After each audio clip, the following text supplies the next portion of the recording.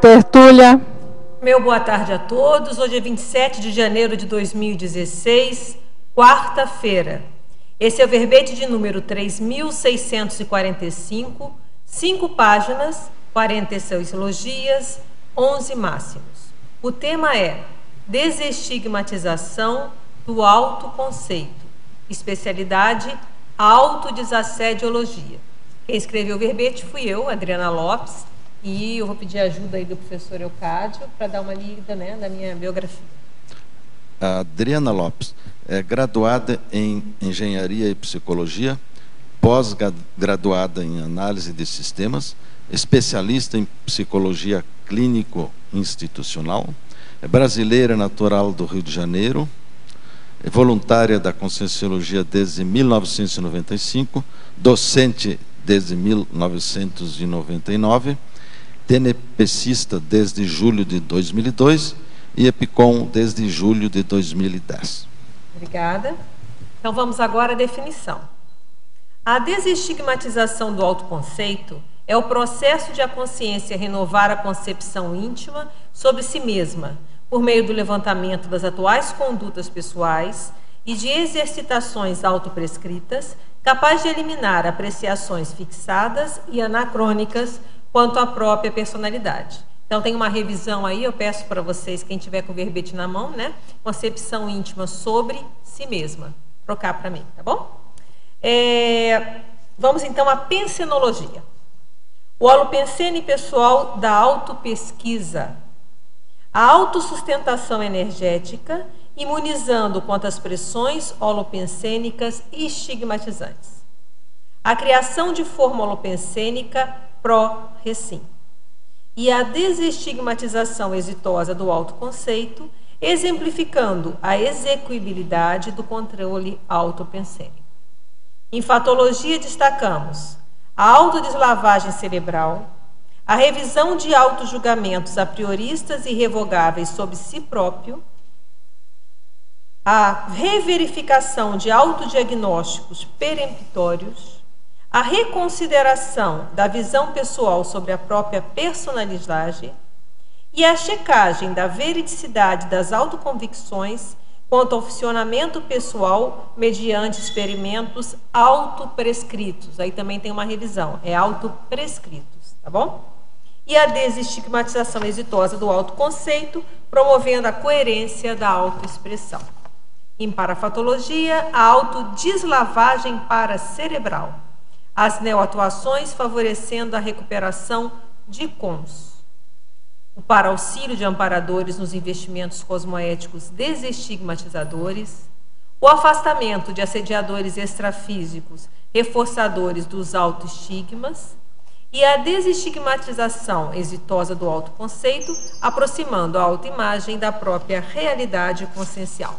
Em argumentologia, destacamos: em autoconceito, nós temos a alteração do autoconceito estigmatizado, pode ocorrer de duas maneiras, anticosmoética e cosmoética. Depois vocês dão uma lida.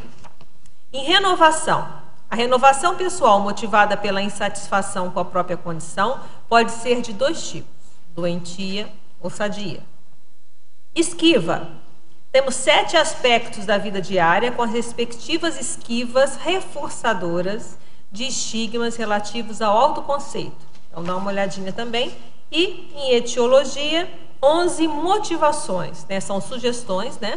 De 11 motivações para estigmatização do autoconceito, não excludentes, voluntárias ou automáticas, podendo ser originárias da vida atual ou pregressa. Em remissiologia, destacamos 5 verbetes: antivitimologia, autoassédio, autoestigmatização, autoaprovação cosmoética e recim. Admitir a possibilidade das desestigmatizações significa assumir o compromisso intransferível pelo engrandecimento do autoconceito, com base nos fatos e para fatos evolutivos. Você avalia se há demandas de desestigmatizações cosmoéticas do autoconceito? Quando começará a efetivá-las?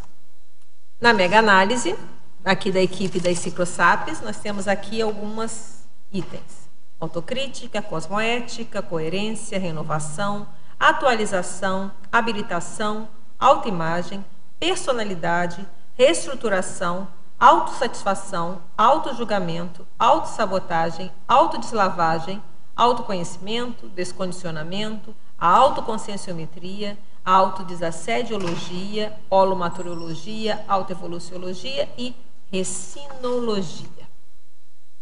Então, antes de começar, eu vou dar aqui 2 avisos. Primeiro é o curso complementar da escrita, que vai acontecer agora, depois de amanhã. Temos aqui, um dos epicons está aqui, o professor Alexandre Fernandes, e também o Hernani Brito e a Dulce Dal. Tá bom? Então, vale a pena aí vocês participarem do complementar escrita. Escrita é sempre bom, né? E falando de estigmas, vamos lembrar do curso 19, 20 e 21 de fevereiro de 2016, reciclagem das posturas monárquicas, tema intelectuais nas cortes. Então, a gente tem a escrita e tem os intelectuais na corte. Então, às vezes, muitos estigmas de vida passada podem ter algum tipo de correlação aí, né, com a monarquia. Então, também vale a pena aí o estudo, né? E, bem, então eu vou começar me perguntando, né, por que do tema. Bem, esse tema faz parte, né, ele segue as pesquisas do autodesassédio, né, que começou lá na opção, lá atrás, da antivitimologia. Então, é esse é dele, esse tema já está aprovado há algum tempo, foi aprovado pelo professor Valdo, inclusive, já tem um tempinho, e eu demorei a fazer. Então, quando eu demorei a fazer, eu sei que eles são, né, bons. Então, a gente demorou bastante para pensar, para, sabe, refletir. Sempre, né, quando a gente faz, a gente leva para lá, observa e traz para a gente, para nossas autopesquisas. E aí nós chegamos nisso. Por quê? Porque a gente fala muito do estigma que a gente cria, tem até o verbete do professor Valdo, autoestigmatização. Que a gente vai fazer alguma coisa, a gente cria um estigma social, né? E nesse processo aqui, o que a gente quer chamar a atenção é no estigma que nós fazemos em nós mesmos. Que pode ter uma correlação com alguma coisa que a gente fez. Mas às vezes não. Então, vai abranger essa estigmatização também, que a gente faz alguma coisa, às vezes errada, e a gente fica com aquele estigma, e nós mantemos aquilo, mesmo que já mudou o conceito, passou, e nós continuamos. Mas muitas vezes, às vezes pode ser até outras pessoas colocaram por uma série de motivos, e nós acabamos assumindo, ou nós mesmos, por alguma situação, criamos. Então, isso a gente tenta abordar com mais detalhes na etiologia, que a gente fala várias situações que poderiam gerar essa estigmatização. Então, dentro da pesquisa do autodesassédio, a gente entende que é importante a gente ver isso também. O quanto do nosso autoconceito, ele é um autoconceito que está congelado, está fixado e estigmatizado, independente se aconteceu, foi externo, se foi nós, da onde surgiu, isso pode estar nos atrapalhando bastante nessa vida atual, que é uma vida crítica. E a nossa autopesquisa, justamente, e a gente sempre fala tanto de autopesquisa dentro da conscienciologia, é justamente com a autopesquisa a gente começar a aproximar mais esse nosso autoconceito do que ele é realmente, né? Então, às vezes a gente pode ter um autoconceito em alguns aspectos superestimado, em outros subestimado, e a autopesquisa é que vai nos ajudar. Aí tem até dúvidas na própria psicologia, se a gente vai chegar um dia, a nossa autoimagem ser igual, mas não importa.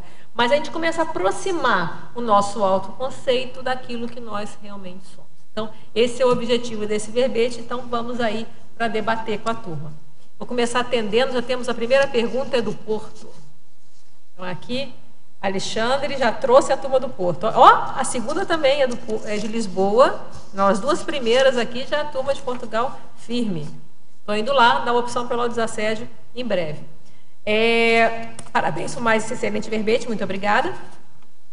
Poderia expandir a frase enfática, nomeadamente, o que quis dizer com engrandecimento do autoconceito? Vamos lá. A frase enfática. Admira a possibilidade das desestigmatizações significa assumir o compromisso intransferível pelo engrandecimento do autoconceito, com base nos fatos e para fatos evolutivos. É o seguinte, o que a gente quis dizer aqui? Primeiro, admitir que a gente pode se desestigmatizar. Eu acho isso que é o grande diferencial. Porque, às vezes, as pessoas, quando elas estão, às vezes, com muito autoassédio, muito enroladas, elas acham que elas não podem mudar. Eu sou assim, aí entra na síndrome de Gabriela. Eu sou assim, assim, você sempre assim, começa a queixar, se vitimizar, então essa é a base da vitimização. Então a primeira coisa é a gente admitir que a gente pode mudar. Eu acho que isso é o primeiro passo, né? E aí, na hora que a gente admite, a gente está assumindo o quê? Um compromisso intransferível, não adianta pedir para ninguém fazer para a gente, de engrandecer o nosso autoconceito. Eu acho que isso que é legal, a gente sentir satisfação, aprovação com nós mesmos. Isso depende da gente. E como é que vai ser? Se a gente começa a fazer coisas que estão coerentes com os nossos valores, a gente vai começar a se sentir satisfeito com a gente. Olha, eu estou fazendo aquilo que eu acho que é o mais correto, pelo menos nesse momento evolutivo, no que eu consigo compreender que é o mais correto. Então, esse engrandecimento seria isso, quer dizer, nós temos um autoconceito e o ideal, se a gente está evoluindo, é que a gente consiga cada vez mais nos ver com melhores olhos, porque nós estamos fazendo aquilo que nós julgamos naquele momento como sendo o melhor. Então, é nesse sentido. E por que a gente fala com base em fatos e para fatos? Para tirar aquela coisa também de ficar só, aí entra na megalomania, na pessoa começar a achar, não, eu sou ótimo, eu sou o ó do bobó, o melhor do mundo. Não, vamos basear em fatos e para fatos. Em função dos fatos e para fatos, eu vou falando, ficando satisfeito com os meus resultados. Eu acho que isso que é a meta da maioria de nós, né, que estamos querendo evoluir de uma maneira lúcida, que cada vez a gente consiga ter resultados que nos deixem satisfeitos. Olha, eu achei assim, foi bom, eu acho que isso estava legal, isso funcionou. Então, foi essa a nossa ideia. Então, agora, vamos para Lisboa. Parabéns pela publicação de mais um verbete. Para a fatologia, página 2, terceira linha. As autorrecognições permitindo a averiguação de traços pessoais conservados em diferentes etnias, gêneros e culturas. Poderia comentar sobre a forma de aprofundar essa condição? Olha, aí, primeiro, tem a questão da própria retrocognição, que a gente sabe que não é uma coisa fácil, né? A gente sabe que tem até IC, tem consecutivos, tem grupos que estão aprofundando nessa questão da retrocognição. Então, aqui seria uma das vantagens da retrocognição. Na hora que a gente tem uma retrocognição, às vezes a gente vê que a gente estava em outro gênero, às vezes. A gente, em vez de ser mulher, a gente era homem, ou vice-versa. A gente estava numa mesologia diferente, numa cultura diferente. E se a gente conseguir olhar e ver traços que nós mantemos, cada vez mais a gente fala, não, isso sou eu, independente do que vier. E, ao mesmo tempo, logo depois a gente coloca o contrário também. Então, outra vantagem da retrocognição. A gente começa a olhar e ver assim, nossa, naquela vida eu adorava dançar, nessa eu não gosto de dançar, que era mesologia. Mas, quer dizer, então, é superficial. A própria mesologia, ela pode influenciar modos da gente funcionar. Por exemplo, eu tenho um exemplo que pode ajudar, não em relação à retrocognição, mas em relação a processo de mesologia. Por exemplo, gatos. Nunca tive menor afinidade com gato quando eu era mais nova. E uma vez eu tive uma experiência, minha prima sempre tinha gato, eu peguei o gatinho dela, ela me arranhou.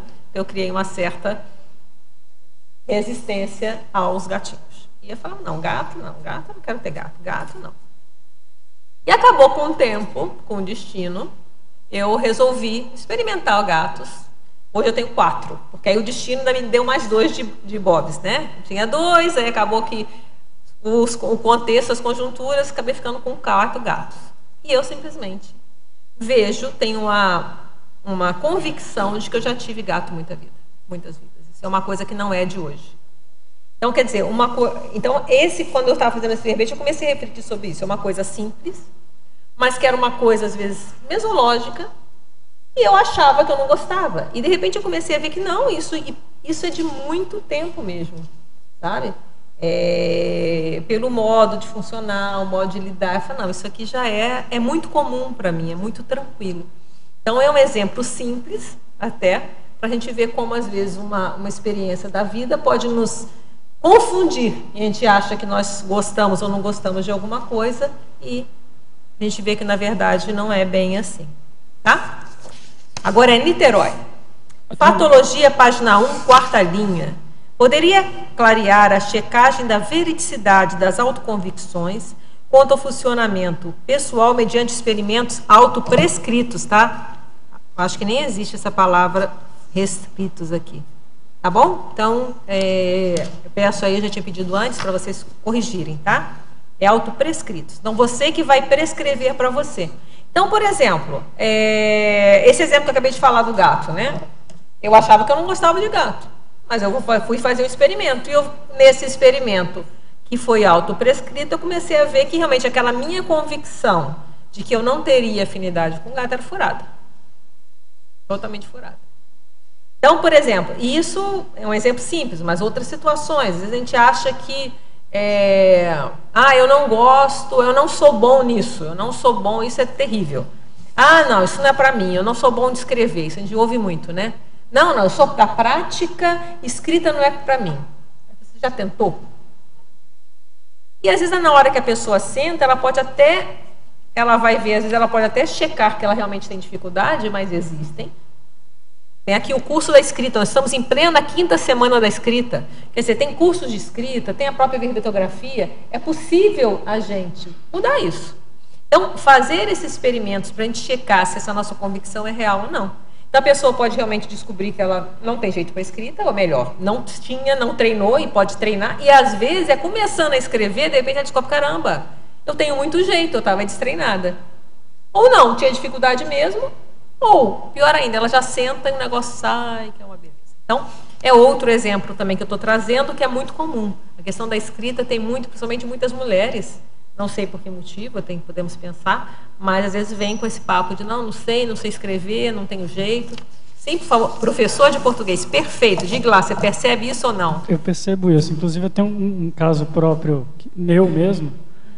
Quando eu estava na 8ª série, antigamente a 8ª série, hoje é 9º ano, isso. Eu entreguei uma redação em branco para a professora. Era prova de redação, eu entreguei a redação em branco. E a professora, mas Thiago, o que aconteceu? Por que você não escreveu qualquer coisa aí? Professora, eu não tive inspiração, não sei, não consegui escrever. Aí ela, não, então na próxima redação você escreve o que vier na sua cabeça. Tá bom. Aí eu fui fazendo isso, né? No ano seguinte, em outra escola já, eu fiz uma redação que a professora passou de sala em sala, lendo ela como exemplo.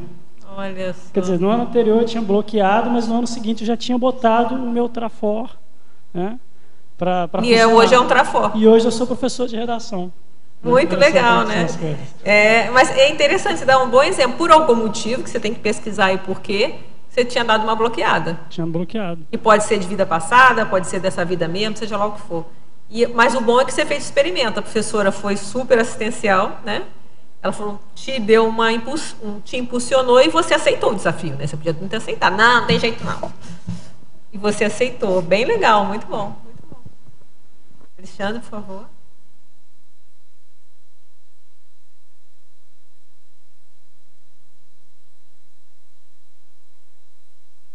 Não, pega o dele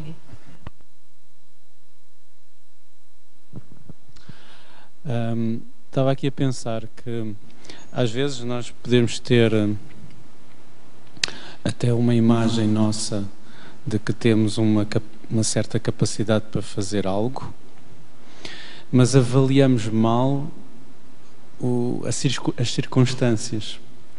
Ou seja, avaliamos sempre sabemos que temos aquela qualidade, mas que não conseguimos dar o suficiente para corresponder às expectativas do meio ou da situação. Ou seja, há um desnível muito grande entre a capacidade e a capacidade de pôr em prática. E a capacidade de pôr em prática.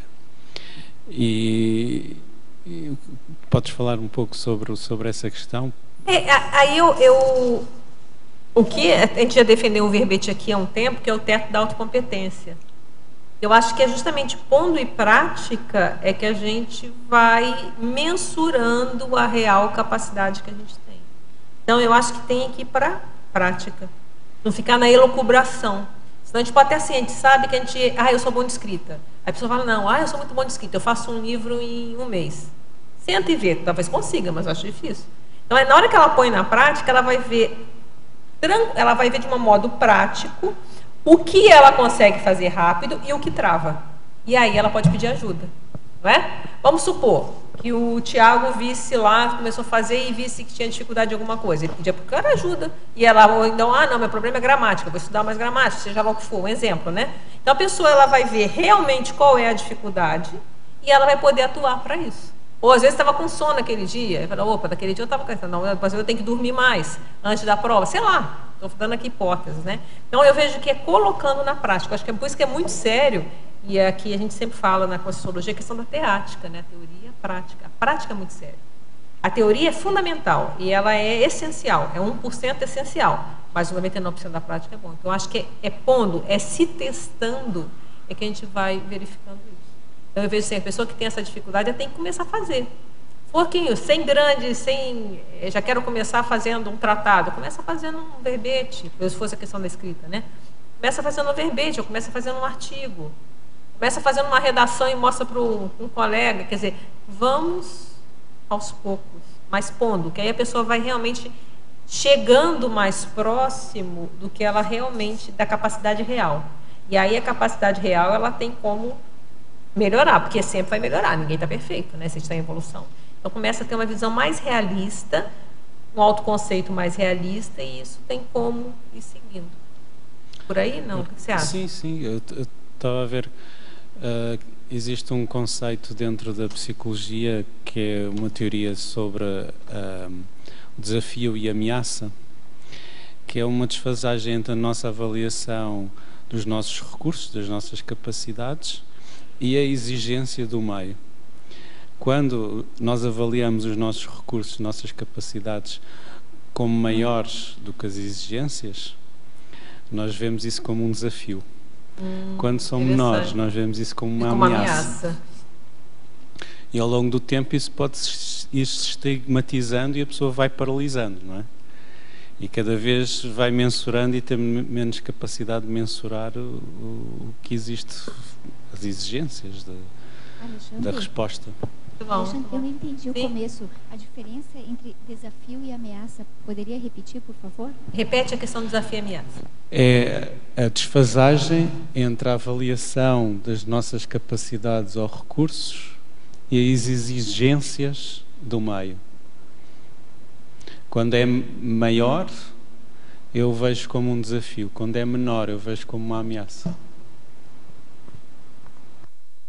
Temos que trabalhar. Página 1, quinta linha. Quais técnicas podemos utilizar para fazer para a identificação dos travões autoimpostos? Eu acho que a gente está falando aqui, né? Então, por exemplo, o enfrentamento. A gente coloca lá a técnica do enfrentamento. Olha lá, ó, técnica. Autodesassédio, enfrentamento cosmoético, técnicas energéticas. E o que a gente tem que fazer? Primeiro, a gente tem que descobrir esses travões que a gente se impôs de algum motivo. Tá? E testando. Eu não vejo como não chegar numa visão mais realista do que não testando. Então, por exemplo, como o Alexandre estava falando, se a pessoa, então, ela vê menos, ela acha que ela está menos do que os outros, ela vira uma ameaça. Então, a tendência seria se acovardar. Então, talvez a solução seria ela enfrentar. Então, tá, tudo bem, eu tenho menos, mas será que é menos mesmo? E se for menos, qual o problema? Eu posso me capacitar.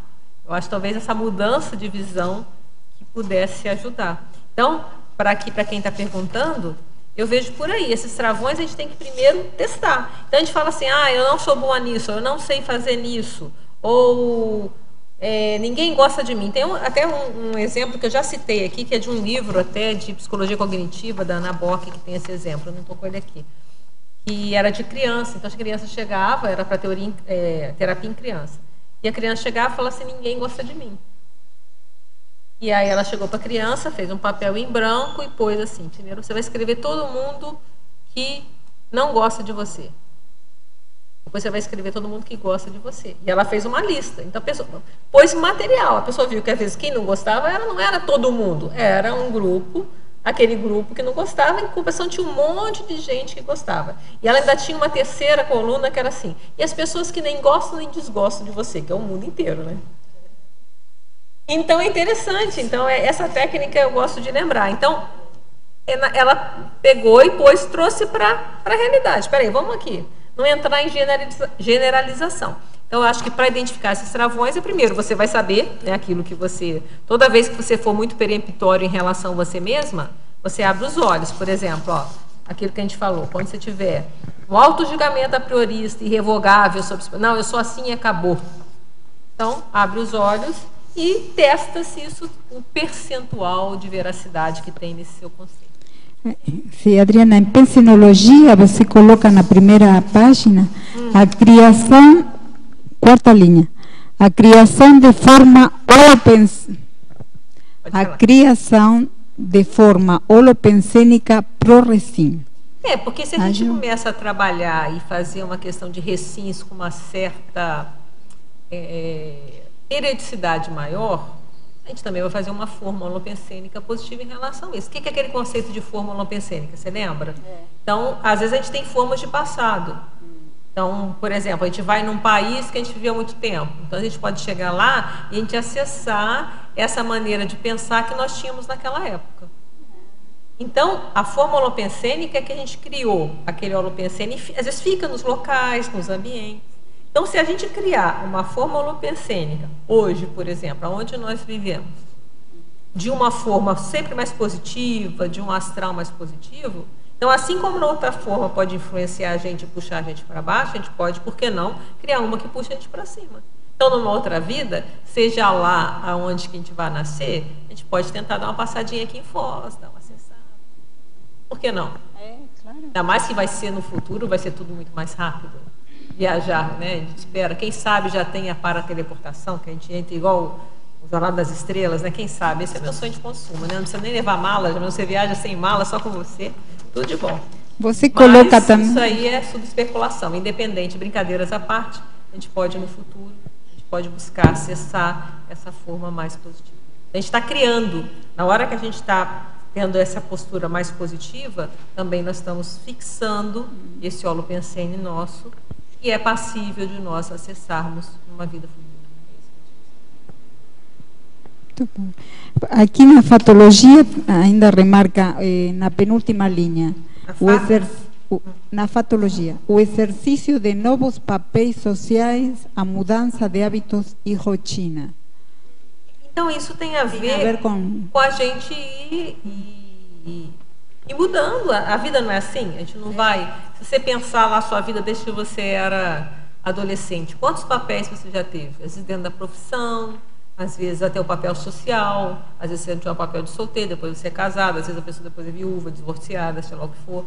Ou então papéis até dentro do trabalho, você é mãe, você é professor, você é... Então existem papéis sociais que nós vamos exercendo ao longo da vida.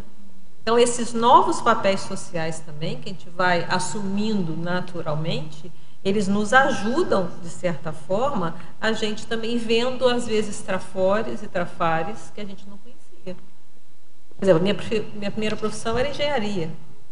Depois eu fui virar psicóloga, fui atender em um hospital, um outro papel completamente diferente. E eu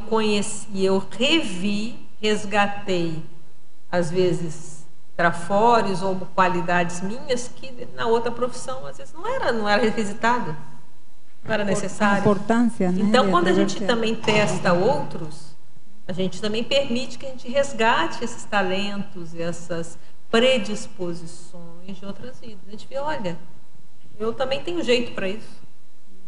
Esse jeito não nasceu nessa vida. Obrigada. Adriana, por favor. Você poderia falar um pouco sobre esse paradoxo? Primeiro paradoxo. O primeiro paradoxo, vamos lá ver. O paradoxo chega a ser triste, né? Os amparadores poderem ter mais confiança nas potencialidades do assistido se comparada à autoconfiança do mesmo. Isso que a gente via aqui na prática, às vezes, né? Por exemplo, o professor Valdo na função de amparador, né? Mas ele dava desafio para as pessoas, não vou conseguir. Você vai... Eu já vi ele fazendo isso com várias pessoas. Você vai fazer isso de letra, dançando e de costas. Já vi falando assim, dançando e andando de costas. Então, quando ele estava brincando, né? Então, quer dizer, aqui um exemplo de um amparador intrafísico que passava, às vezes, tarefas e funções, e às vezes a pessoa, não tem jeito, não. Você vai tirar isso de letra. Às vezes a pessoa começa, assume o desafio e tira mesmo de letra. Então, esse é um exemplo. Agora, os amparadores extrafísicos também. Então, de certa forma, é um paradoxo, né? Por que a pessoa não conseguia ver essa potencialidade e uma pessoa de fora via? Até ponto é um paradoxo. Mas isso é fato. E isso o professor Valdo era especialista. Eu via que ele tinha essa capacidade que era muito peculiar. Ele conseguia pegar aquilo que a pessoa tinha de melhor, ele dava aquela função, que aquela função ajudava a suptar aquilo. Isso aí vamos aprender, isso é uma grande assistência. Vamos aprender a fazer isso, né? Vamos ver como é que é. Temos que estudar. Quem sabe, no dia que a gente conseguir mais gente com essa capacidade, a gente também vamos exercitar. Vamos lá, Marilza. Tudo bom? Tudo joinha. Sempre excelente, né? Legal, obrigada. Gosto muito. Aqui em Coloquiologia, você fez uma síntese de vários pensamentos que andam por aí, né? Isso. Então, eu queria que você dissolvesse a síntese na 1, 2, 3, 4, 5, na sexta linha da Coloquiologia, a constatação de estar nas próprias mãos, tornar-se quem deseja ser. Isso que eu acho que é o mais difícil, né? E é isso que a Conscienciologia nos traz, na hora que ela traz o conceito de recém. Não é ótimo isso? Eu achei excelente. Isso é a grande, eu acho que isso aqui é a grande questão da Conscienciologia, que mostra que a gente pode mudar tudo. A gente pode fazer uma reciclagem intraconsciencial. E outra coisa, porque se você pegar só a psicologia, se pensar que a gente tem uma vida só, né, dentro da maioria, né, das linhas, então o que passou, que não. Você ainda pode renovar e fazer de novo. Você vai ser criança de novo, você vai ser adolescente de novo, você vai poder fazer de uma forma melhor. Você pode próxima, né? Isso, eu acho que isso você é barato. Dá uma função, você tem um objetivo, querer ser o melhor amanhã. Você pode ser. Eu vejo que isso é um grande autodesassédio contra a questão da vitimização. Eles falam assim, não, eu sou assim mesmo, nunca vou ser melhor, nunca vai dar certo. Não, peraí. Há a possibilidade. Isso vai dar trabalho. Isso aqui ninguém acaba com a autovitimização. Ninguém diz que é fácil. Mas é possível a gente buscar trabalhar para a gente ser quem a gente quer ser, seja o que for. De preferência uma coisa cosmoética, né? Mas olha, então olha só. A constatação de estar nas próprias mãos tornar-se quem deseja ser. Não adianta. O outro foi embora, né?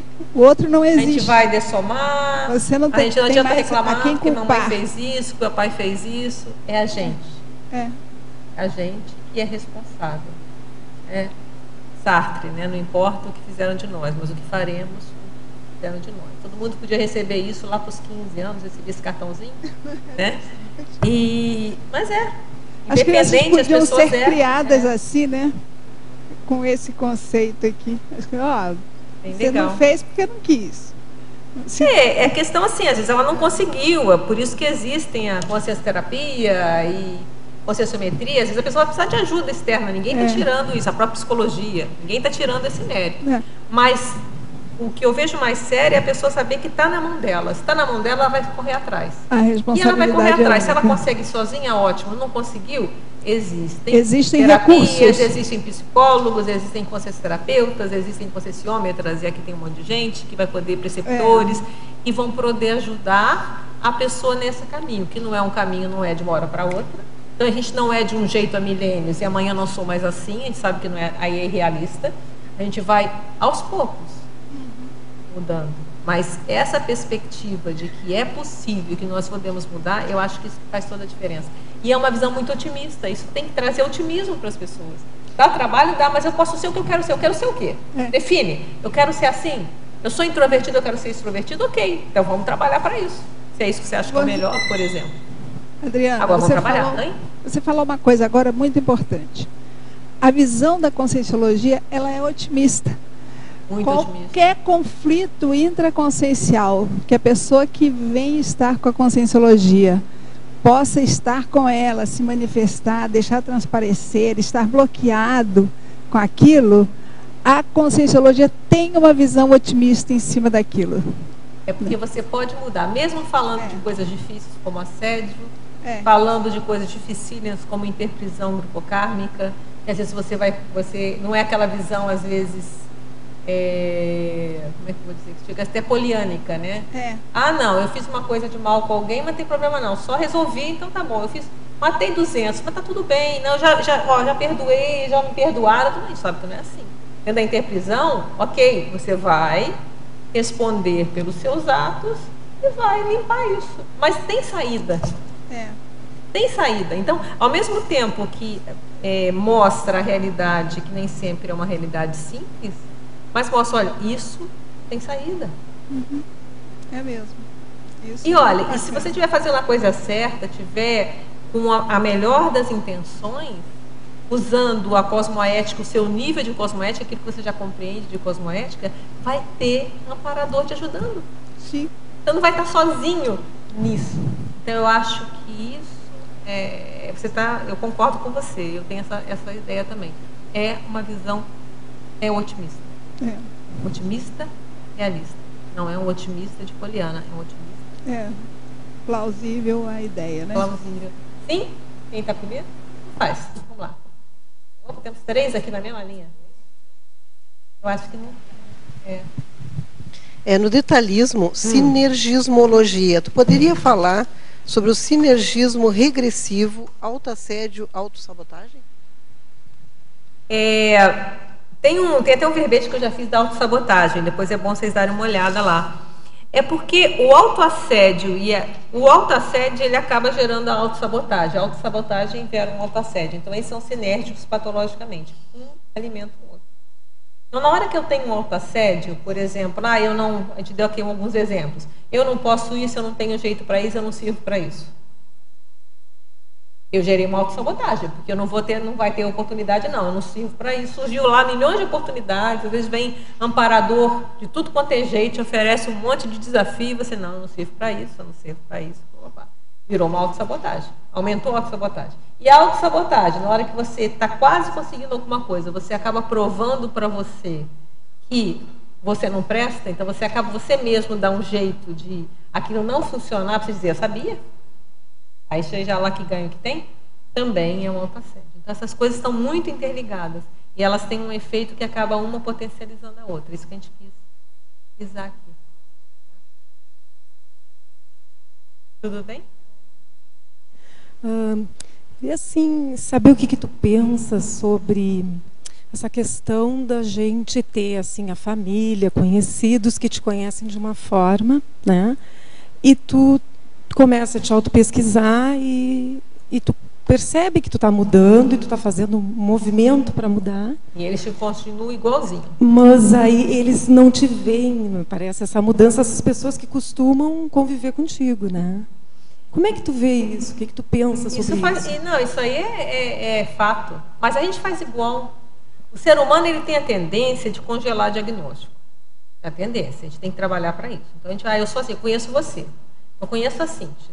Aí eu fico 30 anos sem ver a Cíntia. Eu volto, eu conheço a Cíntia. Então a gente tem a tendência a não. Aí a gente reconhecendo, a gente pode até atualizar, mas a tendência fala assim: não, você gosta daquilo, você 30 anos você não come mais aquilo. Mas não, você gosta daquilo. Com família é muito comum, a gente vai na casa da família e vem aquela. Olha, você adora esse doce. Eu falo, gente, eu não como esse doce há tanto tempo. Mas não, então é natural. Eu vejo isso como um processo natural que a gente tem que ver. Então, dentro de família isso é muito comum, até com amigos. Às vezes a gente fica muito tempo sem ver, eles acabam. Nós temos a imagem da pessoa daquela época. Então a gente vai ter que reatualizar. Agora, para mudar isso, é o nosso exemplo.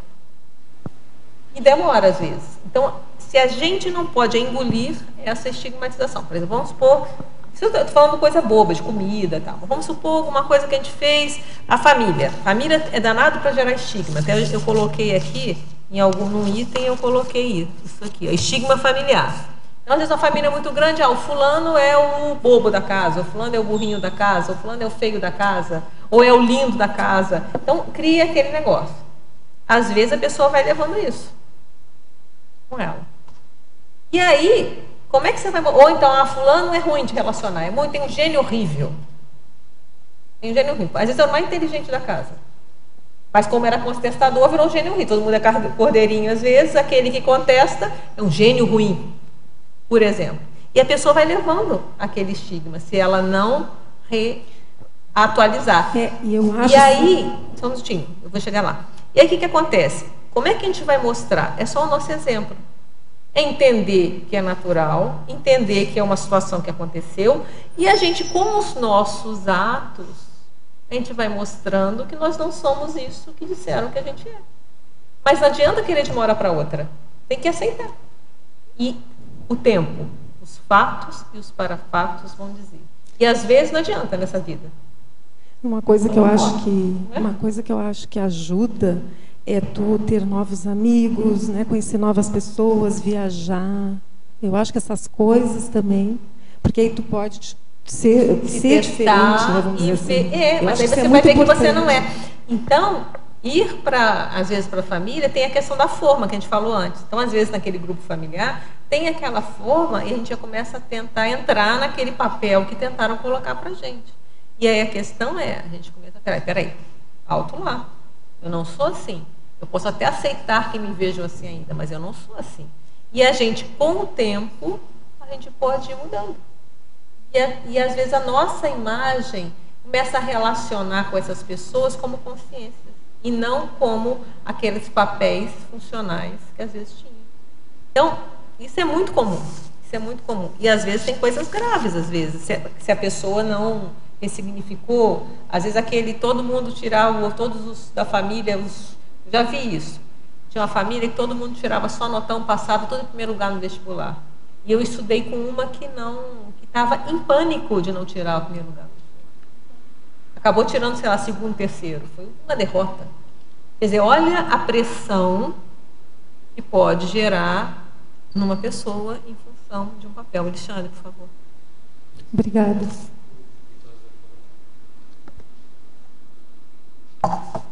Aquilo que estás a falar, ou seja, a nossa autoestigmatização, para nós vencermos isso, não é só o nosso autoconceito, é também o conceito que os outros têm de nós. Então essa forma, nós temos que vencer duplamente a nossa forma e a forma onde nós estamos inseridos, não é? Não, o que eu estou querendo fixar é o seguinte, que é a gente que pode mudar a outra. E pode ser que a gente não consiga. A gente não tem controle sobre o outro. Exato. Isso que eu estou querendo. A gente tem a nossa. É a gente tirar essa estigmatização. Por quê? A gente está falando que a estigmatização aqui é uma coisa negativa que a gente criou para a gente, que a gente colocou, que pode ter sido a origem, não importa. Se foi alguém que colocou, se a gente... Não importa. Se for de outra vida... A questão que a gente está querendo dizer é o seguinte, a gente só vai... O trabalho primeiro é nosso.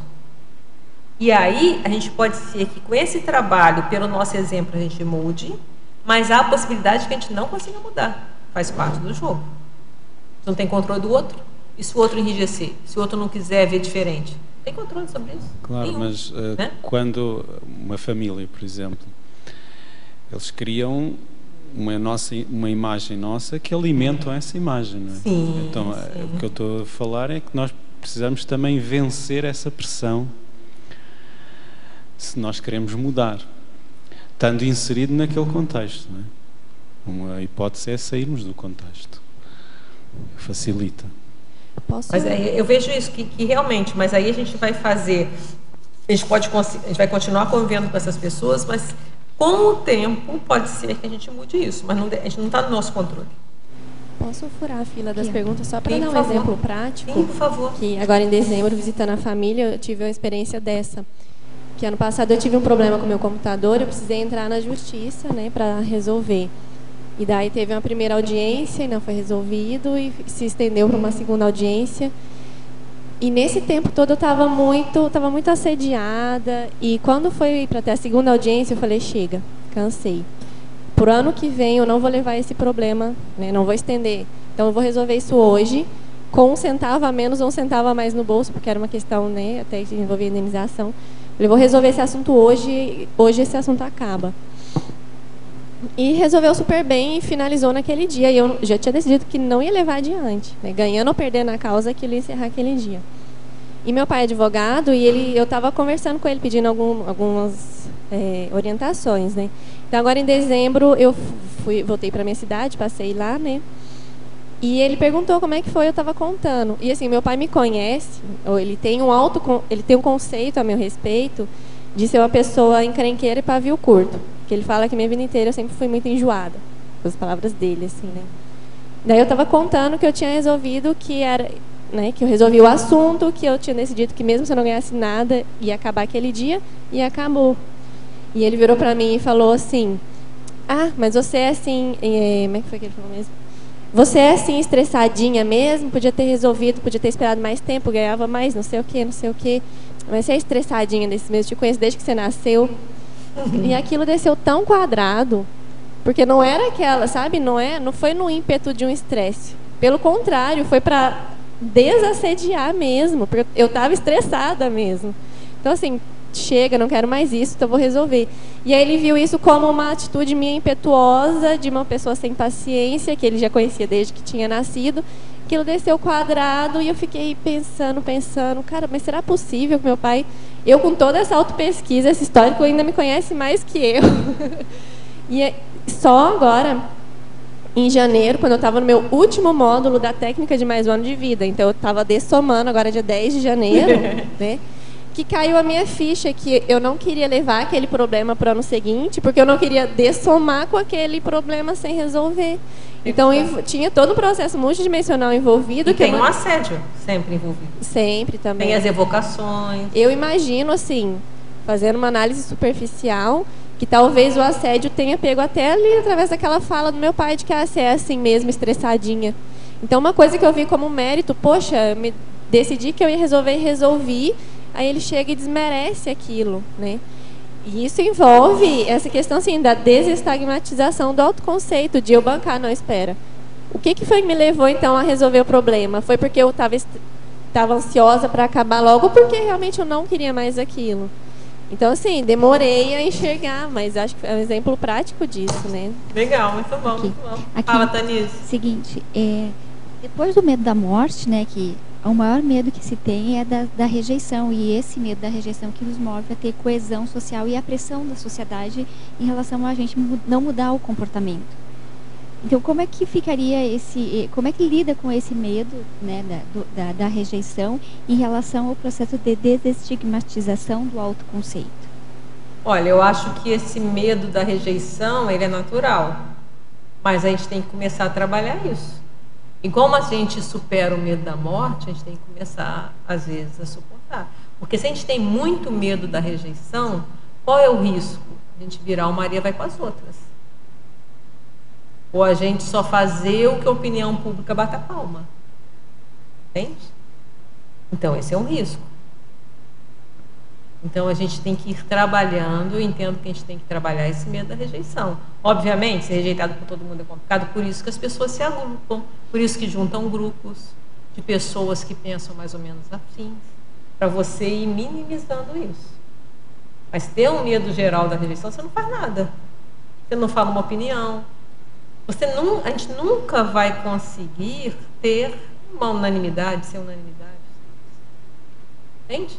Sempre vai ter pessoas que vão achar a favor e vai ter gente contra vocês. Você faz parte do trabalho. E vamos supor que, por exemplo, no mundo hoje, que é um mundo que está cheio aí de cons-réu, você vai querer ser unanimidade? É impossível. Depois, que a gente vai, por exemplo, o trabalho de infiltrado, lembra? Que a gente vai ter que fazer provavelmente em umas próximas vidas. A gente vai entrar em contextos mais complicados. Eu entendo que a gente tem que começar um trabalho, como eu vejo isso, né? É um trabalho com nós mesmos, de entender. Então, não quer dizer que a gente não vai ouvir a opinião do outro. A gente fez questão de colocar lá a questão do feedback, a importância do feedback lá na parte do estrangeirismo, né? A gente vai se conhecer também, tem um verbete meu, que é o hetero-reação autodiagnóstica, que é justamente a reação do outro nos ajuda no diagnóstico. Então, a gente não está cortando o outro, não é uma coisa da gente pensar só na gente. Mas, ao mesmo tempo, a gente tem que levar em consideração de que nem tudo a rejeição, ou melhor, que a rejeição ela acaba sendo inevitável. Em determinados contextos, em determinados grupos.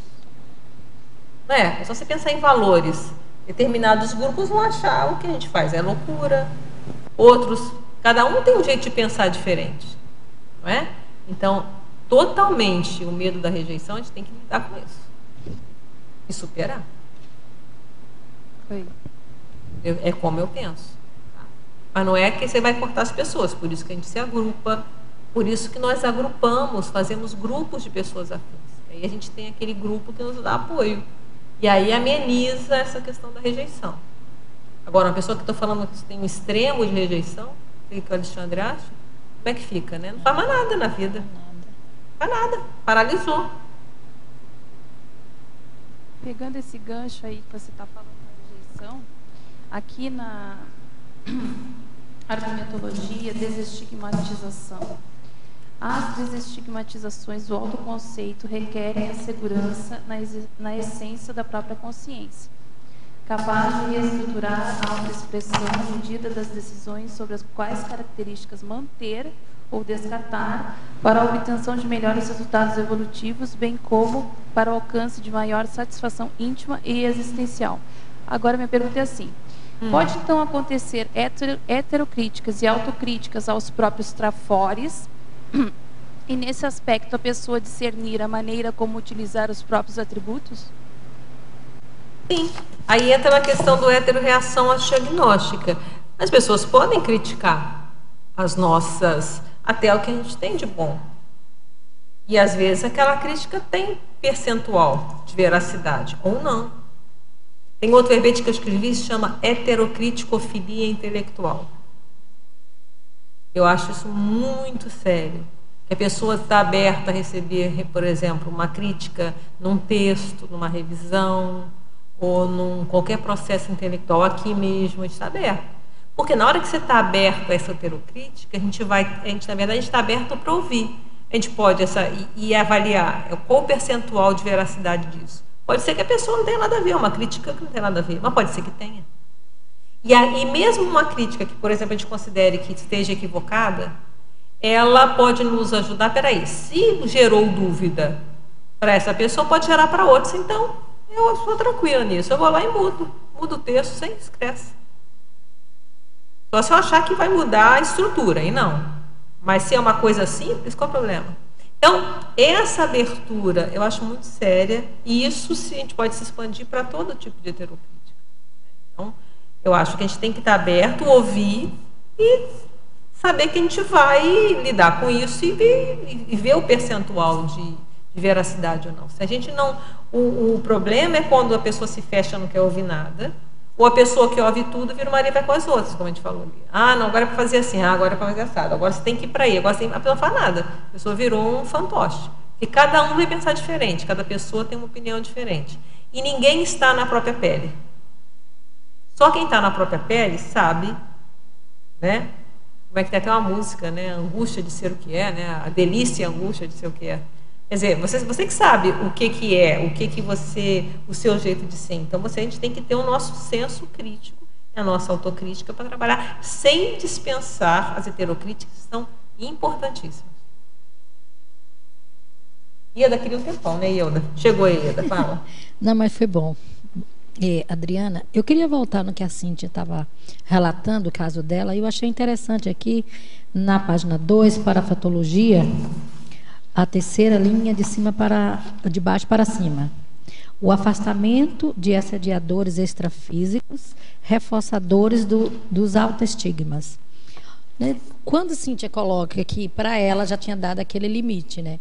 Então ela está dentro de uma técnica, não é isso, Cíntia? Então ela já está trabalhando com o Holopensene dela. Não é isso? Não, olha só, pensa o seguinte, não sei se é o caso da Cíntia, mas um exemplo de uma situação dessa. O assediador, se ele quer atrapalhar a pessoa, ele vai fixar esse estigma, não é? Porque paralisa, o estigma paralisa dela mesma, não é? Então, às vezes, pode até falar pela boca de alguém. Isso é possível. Na hora que ela cobra, ela muda a maneira de pensar, não, peraí, alto lá, né? Fez o desassédio, fez o autodesassédio. É isso que você está colocando, não é isso? Houvesse, eu não sei, mas se houvesse assediador extrafísico, não tem cola, acabou, não tem mais link. Entende? Uhum. Por isso que o autodesassédio é tão sério. O autodesassédio, ele nos ajuda. Então, por quê? Se a gente tem um processo desse, um estigma negativo, que nos está nos paralisando, é muito fácil o assediador, alguém que queira atrapalhar o nosso trabalho, ele tem uma conexão direta a partir dali. Ele sabe, é só ele provocar ali que a pessoa pegou. Não é? Mas naquele momento ela fez o posicionamento. Ela fez... Né? Demorou, mas ela parou, raciocinou e aparentemente fez o autodesassédio, né, Cíntia? Ela que tem que responder. Aí, então, se houvesse assediador, ou se um outro assediador quiser pegar ela para ali, não tem mais nem, acabou. Não tem cola. Não tem cola. Sim. Perfeito, né? Esse caso, assim, a gente tem que viver a multidimensionalidade mesmo, né? Senão... É verdade. E assim, Adriana, eu gostaria que você comentasse também, aprofundasse também, efeitologia, tem o primeiro efeito e na quarta linha, primeira linha, quarta linha, por favor. Os efeitos estigmatizadores da preguiça em analisar detidamente os fatos e parafatos. Esse a gente estigmatiza tanto a si mesmo quanto os outros aqui. Então esse estigma aqui está generalizado. Porque se a gente não analisa os fatos e parafatos, a gente tende a fechar a questão. Isso é aqui, pronto, acabou. E o outro é a quarta linha? Qual? Os efeitos desestigmatizadores da reiteração de boas impressões à própria primeira... Não? Não. Qual que é, então? Das demonstrações da factibilidade das recins. Ok.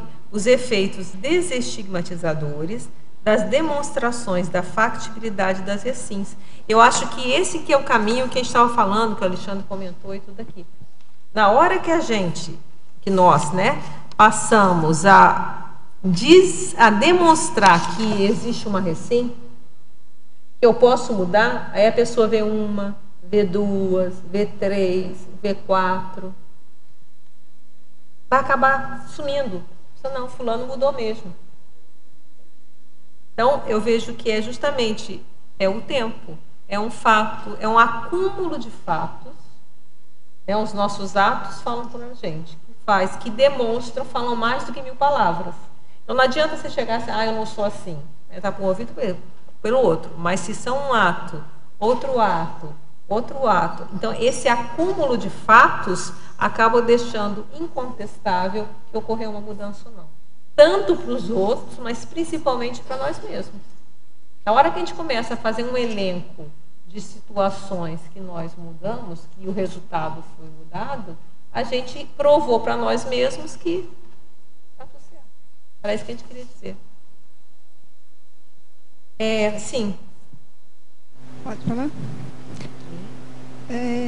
Na página 4, em esquiva, o segundo item, alimento. Gostaria que você ampliasse aí o que você está falando. Não, isso aqui é ótimo, né? Inclusive para adolescente, né? Não. Tem aquelas crianças também, né? Tem até um programa de televisão, meu filho não come bem, não tem uma coisa assim. Não gosto. Não me cai bem. As pessoas não testam. Óbvio que tem coisas que não gostam, não vai bem mesmo. Mas a questão é, quem almeja saúde física pode reeducar o paladar. Às vezes você pode reeducar. Não gosto de salada. Não como salada de jeito nenhum. Às vezes, com o tempo, a pessoa pode reeducar. Isso que a gente quer dizer. Não fechar a questão. Eu já vi questões de crianças e adolescentes, por exemplo, não comia nada, só comia doce o tempo todo. É uma chance para diabetes grande. Eu só como batata frita e carne. Vai ficar desnutrido com o tempo. Então, cabe aí a pessoa cair em si que ela pode reeducar, ela pode aprender a gostar daquilo que é mais saudável.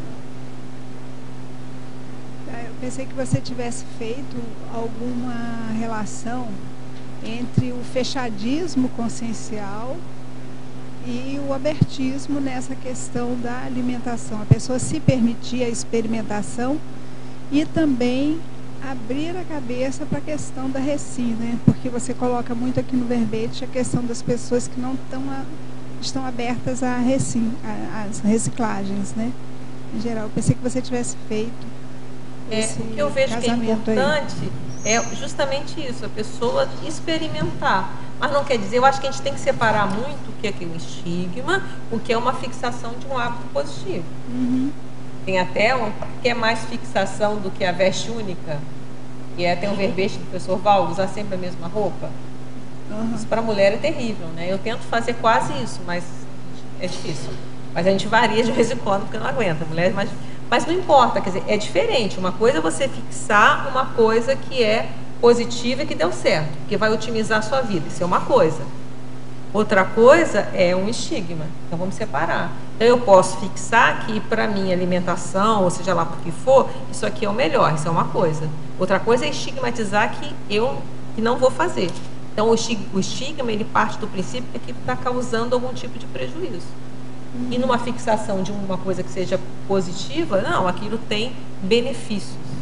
Então, vamos separar. Então, é bom você ter perguntado para a gente separar bem que o estigma está sempre voltado para uma coisa que tem prejuízos, que é mais negativo, que é diferenciar de uma fixação. Você pode fixar uma série de coisas. Mas é diferente, eu fixei porque aquilo do meu discernimento nesse momento é o melhor. E pode ser que daqui a um tempo eu possa observar, não, eu acho que tem que alterar isso aqui. Há uma certa flexibilidade.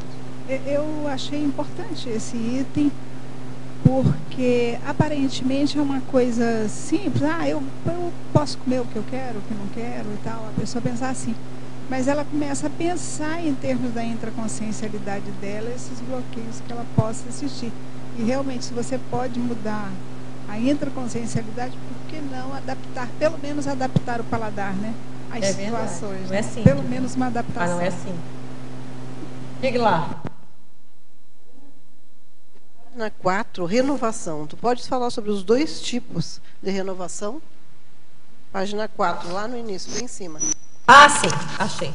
Aqui a gente quis separar, para separar aquela famosa síndrome da metamorfose ambulante, né? Que é mais ou menos assim. Então, eu vou mudar o tempo todo, eu não paro nada.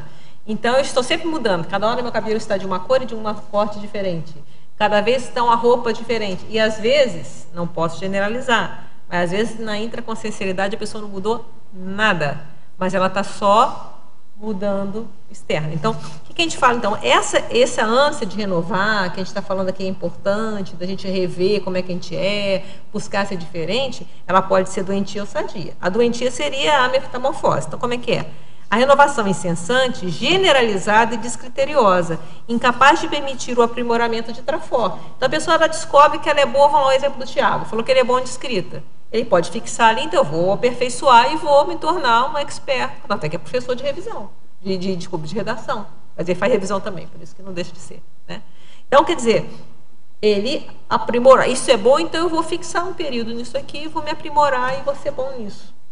Se a pessoa quer mudar sempre, ela vai querer cada vez fazer uma coisa diferente. E ela, às vezes, pode não permitir que fixe. Aprofundamento, perfeito. O aprofundamento em capacitações evolutivas, quer dizer, eu vou me capacitar cada vez mais. Consolidar uma faceta positiva da personalidade. Às vezes vale a pena a gente fixar uma atividade, um modo de ser, para a gente até aprender isso, entrar no sangue, né? E a reiteração de acertos e fixação de conduta como esta. Então, eu estou acertando, então vamos manter o acerto, tá? Então, essa doentia, ela pode causar isso. E a sadia, o que seria? A renovação sequencial, seletiva e discernida. Está vendo aqui, Marilza? Então, eu vou renovar de uma forma sequencial, quer dizer, de preferência, mas seletiva. Tem coisa que eu não vou mudar. Isso aqui eu não vou mudar. Eu acho que, por enquanto, tá bom. Pode ser que daqui a um tempo eu veja que preciso mudar, mas, né, por enquanto, vamos fixar alguma coisa, senão também a pessoa fica doida, né? Capaz de propiciar a aquisição de neutrafores, a testagem de neopotencialidades evolutivas. Será que eu sou bom nisso? Então, eu vou exercitar isso aqui que eu nunca fiz, por exemplo. A descoberta de neofacetas da personalidade e a construção de novos acertos, né, e novas condutas. Então, a sadia, ela tem discernimento por trás. Você vai saber discernir, isso aqui é para mudar, isso aqui é para fixar. Então, isso que a gente quis colocar como a diferença. Tá bom? Eu vou seguir só um pouquinho aqui. Não, pode ir. Eu não sei se você já falou, mas é na parafatologia, na terceira linha. Isso. As autorretrocognições permitindo a averiguação de traços pessoais conservados em diferentes etnias, gêneros e culturas, e as rememorações de retrovidas evidenciando as características pessoais procedentes de condições somáticas e existenciais. Você podia comentar um pouco? Isso aqui, a gente está falando de uma das vantagens da questão da retrocognição. Tá? A gente sabe que a retrocognição é um processo, não é uma coisa simples, requer uma série de trabalhos para a gente fazer. Então, se você ver começar antes, na hora que a gente, por exemplo, então vamos um pouco antes. Vamos supor, caso lá, vou citar o Tiago como cobaia de novo. Posso, Tiago? Já estou citando, né? Nem pedi, mas tudo bem.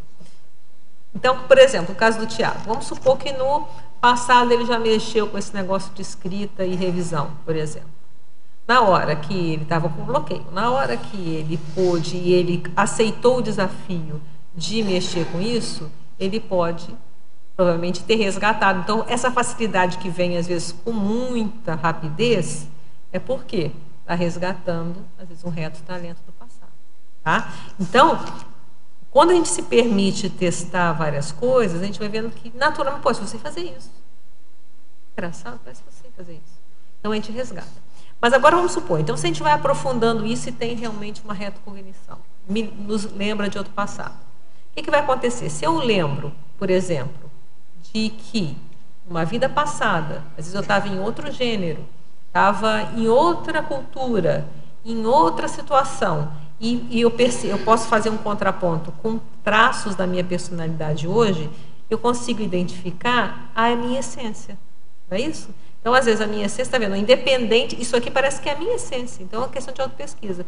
Independente do contexto, aquilo já está, de certa forma, solidificado, fixo. Seja trafora ou trafar, não importa. Mas aquilo, de alguma forma, já está bem fixo na minha personalidade. E, do contrário, eu posso ver que, às vezes, um gosto, coisas que mudou completamente. E qual o problema? Então, eu mostro que aquilo, de repente, é mais periférico. Aquilo não é uma característica minha que seja tão enraizada. Porque, às vezes, dependendo do contexto, eu gosto, não gosto, faço, não faço. Mas tem aquelas outras que, independente de onde eu esteja, ela se repete. Então, isso aqui é uma hipótese de pesquisa dentro do processo dessa coisa. Entendi, obrigada. Tá bom? Então, tudo bem? Ah, sim, Alcione, vamos lá. Vamos pegar o Alcione ali? Tá bom, eu vou pegar lá de cá depois. Não? Fiquei pensando ali na questão da renovação doentia. Eu fiquei pensando assim, ó, se a pessoa é incapaz de reiteração de acertos e fixação condutas cosmoéticas, aí não seria um teoricão? Às vezes não, às vezes não é teoricão. Assim que ela só sabe teorias, mas não põe em prática nada. Não nesse sentido, o teoricão podia até ser, mas o que a gente está falando do doentia é que a pessoa muda. Ela muda, só que ela vai mudando de qualquer maneira, vai mudando sem reflexão. Ela quer mudar. No tapa. Não, ela quer mudar, ela quer cada hora ser diferente, cada hora quer fazer uma coisa diferente. E naturalmente a gente tende a fixar. Pensa o adolescente. O adolescente, ele às vezes não tem dentro da psicologia fala da crise de identidade, porque ele ainda está testando quem ele é, buscando saber quem ele é. Então tem pessoas que passam a vida inteira nisso, ela não para em nada, ela não define nada. Então, isso também é uma renovação doentia. Cada hora ela quer ser uma coisa diferente. E como eu estou falando, não dá para generalizar, mas a pessoa precisa observar. Às vezes, ela pode por dentro não estar mudando nada. Ela muda, às vezes, o externo e o interno não. Por exemplo, tem que se testar. Então, o que a gente está querendo dizer é que é importante a gente estar atento para mudar o que precisa ser mudado e fixar aquilo que está dando certo. Só que essa fixação não quer dizer que está dando certo hoje vai dar dando certo para sempre. Às vezes, daqui a 10 anos, daqui a uma década, daqui a 2 décadas, a gente pode... Isso já fique anacrônico. Então, é essa atualização que eu vejo que é o grande desafio nosso. Entendi. Alcione. Diga lá, Alcione. Eu queria lembrar uma coisa que é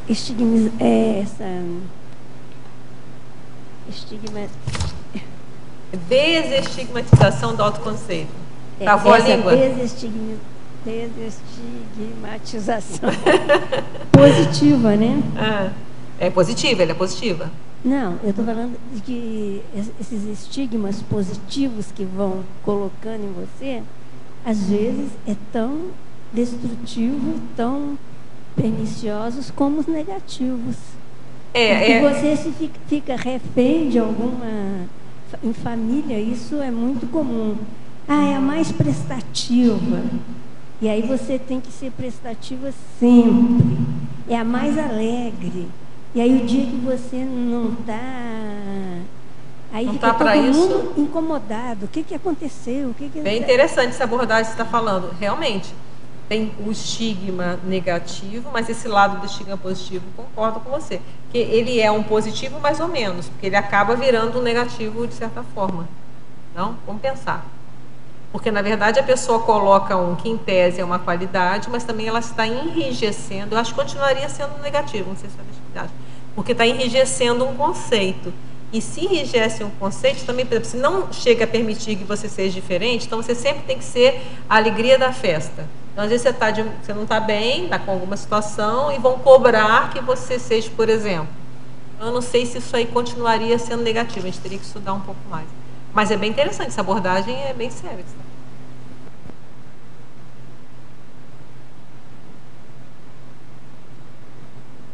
Acaba gerando uma cobrança, né? Uma cobrança às vezes exagerada, né? É rígida, a pessoa mantém-se ali naquele comportamento de forma rígida para agradar aos outros. Para agradar, perfeito. E para não se assumir a si próprio. E vai gerando um conflito e às vezes cria outro tipo de reações emocionais, de raiva, de vingança, de revolta. É que para a pessoa eu acho que acaba sendo negativo, porque se ela se obriga a agir de uma forma que ela não está querendo, por exemplo, eu tenho que sempre ser prestativo, mesmo que eu não queira, eu tenho que ficar sempre sorrindo quando eu não quero, por exemplo, nesse caso você está falando, ou a gente deu um exemplo aqui antes, né? Tem que sempre ser o melhor, tem que sempre ser o melhor em tudo. Isso aí é uma prisão para a pessoa. Já imaginou o nível de cobrança? Tem que ser o melhor em tudo. Nem sempre a gente consegue isso. E é totalmente lógico, né? Uma perspectiva. Então, dentro da pessoa, aquilo gera um efeito negativo, mas continua sendo um estigma negativo, mesmo que aparentemente fosse positivo. Acho que aí a gente conseguiu uma ideia. Adriana, com a pergunta da Alcione, eu corri aqui para ver o tema do neutro. Embed, e é neutro. Olha só, página 3. Né? Na primeira página, a tematologia dele é central neutro, né? Boa pergunta. Por que ele não é... Página 3. Página 3. Olha lá no final. Página 3 no final. Eu explico isso, porque aqui eu estou explicando o que eu pus. E às vezes, o que eu pensei na possibilidade, tá, Marisa? Se você concorda comigo. Porque a gente pensa o seguinte, a pessoa tem um estigma, ela vai desestigmatizar. Mas se ela colocar um outro estigma no lugar? Então eu pensei nesse sentido. Eu vou desestigmatizar uma situação. Então, em tese, ele é positiva. Só que eu posso desestigmatizar essa situação e colocar, às vezes, uma outra coisa negativa no lugar. Uma outra coisa. Então, eu pensei, vamos deixar essa possibilidade. Foi o que eu quis deixar claro. E só o fato de eu não seguir esse estigma não quer dizer que eu estou no caminho certo. Às vezes eu posso colocar uma coisa ruim no lugar. Então, isso que a gente quis. Então, vamos ler aqui, ó. O anticosmoético, a substituição de um autoconceito estigmatizado por outro patológico, também estigmatizante, pautado em atos pessoais regressivos. Então a pessoa, então eu não sou até aquela música, eu tenho que manter a minha fama de mal, né? Então a pessoa, ela não, então às vezes ela mudou, era o bonzinho, não, agora você é o mal. Pegando naquele exemplo de ser prestativo, de ser alegre, agora eu sou o mal. Torna-se do contrário. Agora eu sou do contra. Pois é, foi a pergunta dela que me despertou para... Então a gente quis, dentro do raciocínio, também colocar essa possibilidade para as pessoas pensarem. Então, aí, o outro cosmoético, eu vou substituir um autoconceito estigmatizado por outro homeostático, pautado em atos evolutivos. Ok, esse é o que a gente espera, né? Sim. Esse é o que nós esperamos de nós todos. Né? A proposta é essa. A proposta é essa, que a gente consiga, às vezes, tirar esse por um positivo, ou melhor, por um conceito positivo. Não a gente estigmatizar também. Era isso que a gente queria jogar. Sim, você está esperando um tempão, diga lá. Aqui na página 4, etiologia, no item 11, semipossessão consciencial. Aqui fala da assimilação de características da personalidade. A minha pergunta é assim, não falando da patologia, né, da semipossessão, mas no caso da semipossessão consciencial benigna do amparador. Não, aqui a gente está querendo da maligna. Talvez até você falou uma coisa que eu vou pôr na revisão, tá? Porque aí o amparador poderia desestigmatizar... Não, olha, isso aqui, não. Isso aqui você já tem mais uma revisão para a gente marcar aqui, ó. Obrigada por você falar. Isso aqui está errado. A gente tem que... Isso aqui, eu acho que tinha que pôr mais negativo. Tá? Então, a gente pode, não sei se sempre possessão maligna é o nome, porque tem a benigna, patológica, é melhor, obrigada. Patológica. Então, eu peço para vocês trocarem, que eu acho que vai ficar mais claro. Não é que esteja errado, mas eu acho que isso aqui pode gerar realmente uma questão mais... Porque a benigna não, é assimilação de características até que está da personalidade intrusora, tá vendo? Mesmo após o afastamento da mesa, você conseguir distinguir as representações da parte interferência. Ok. Beleza.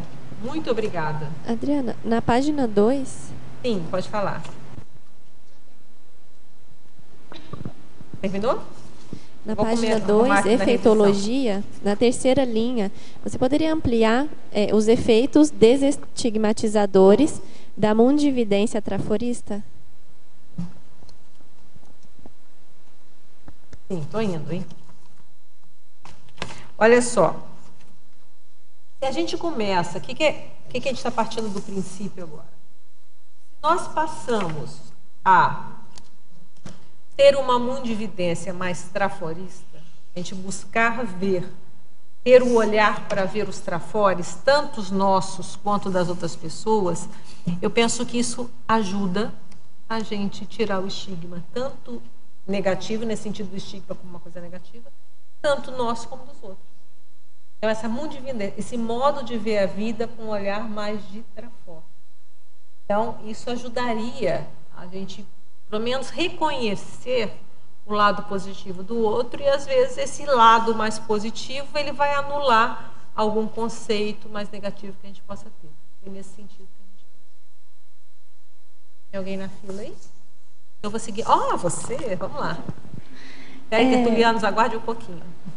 Voltando nessa questão da semipossessão consciencial patológica, você poderia falar a respeito de técnicas para lidar com isso? Assim. Isso aí.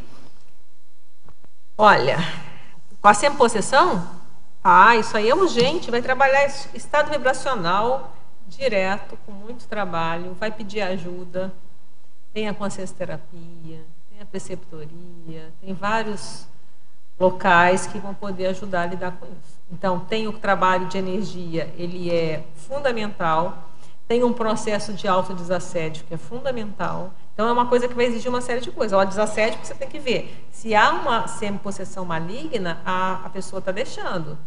Tem algum autoassédio que está fazendo a ligação. Então, ela tem que cortar esse autoassédio, né? Ele tem que fechar essa brecha. Eu estou falando. A pessoa que tem esse problema, ela precisa de ajuda.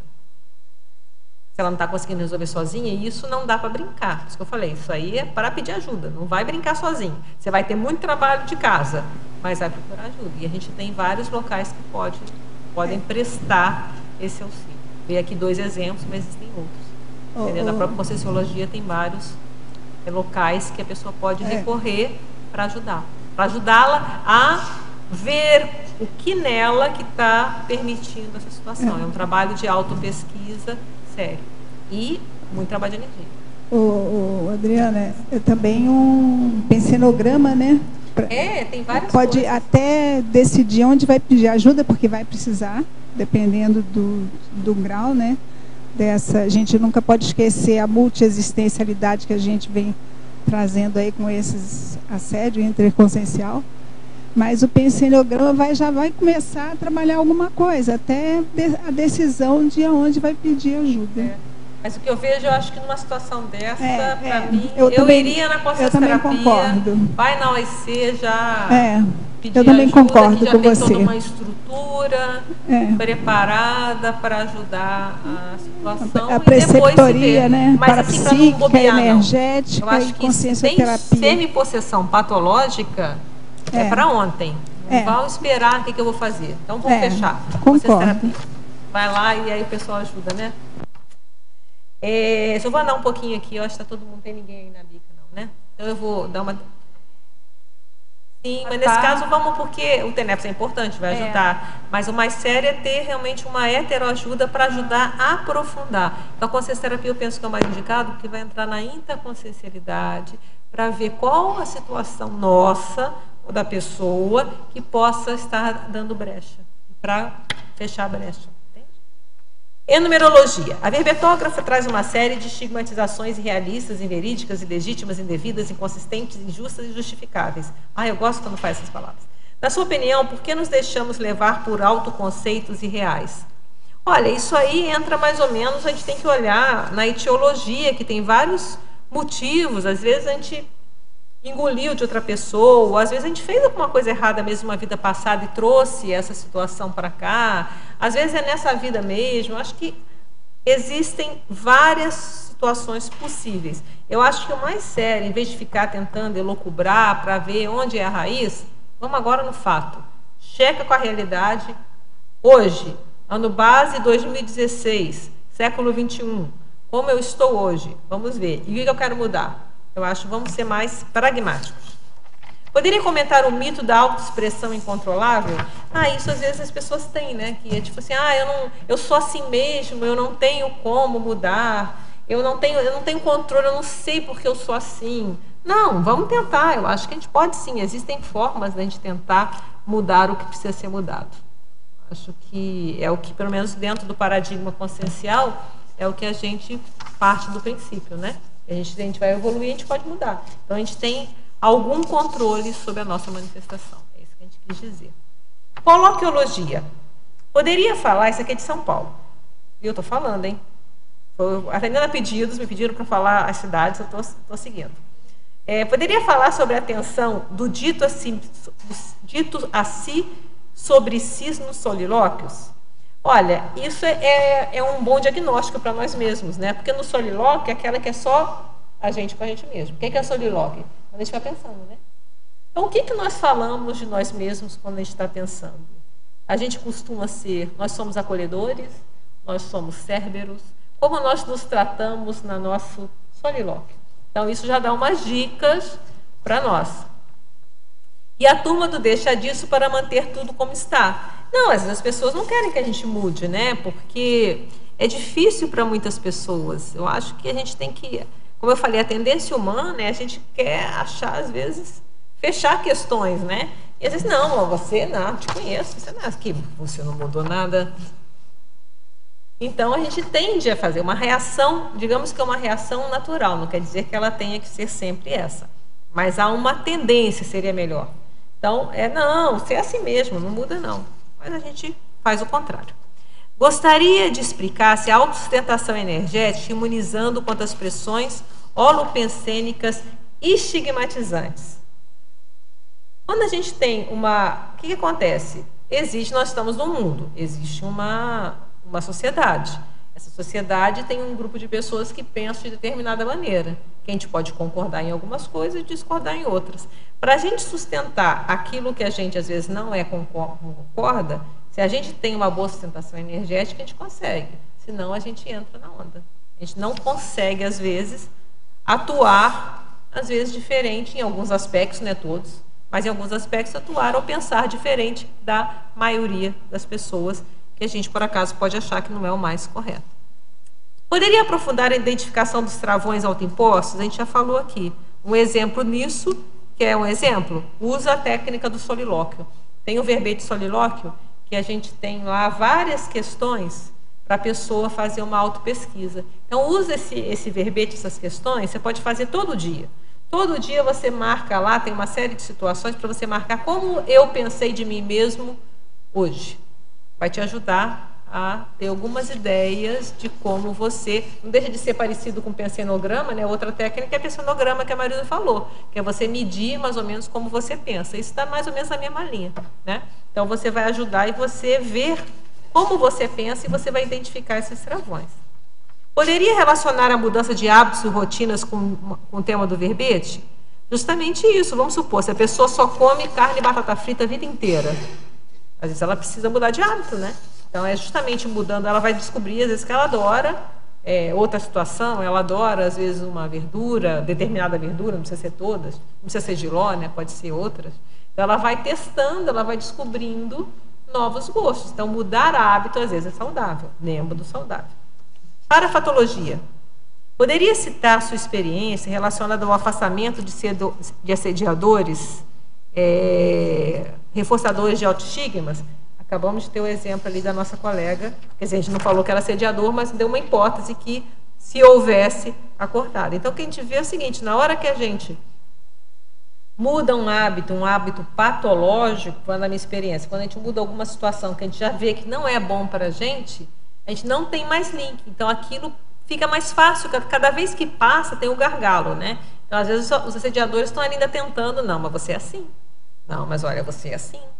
Não, olha, mas você é assim. Então, se a gente passa do gargalo, daqui a pouco não tem mais link. Então, não tem. Eles desistem, vão embora, tchau, fui. Não consegue. Fala, não, essa aqui, nisso eu não consigo. Vai tentar outra brecha. Os efeitos estigmatizadores da preguiça para analisar detidamente fatos e parafatos.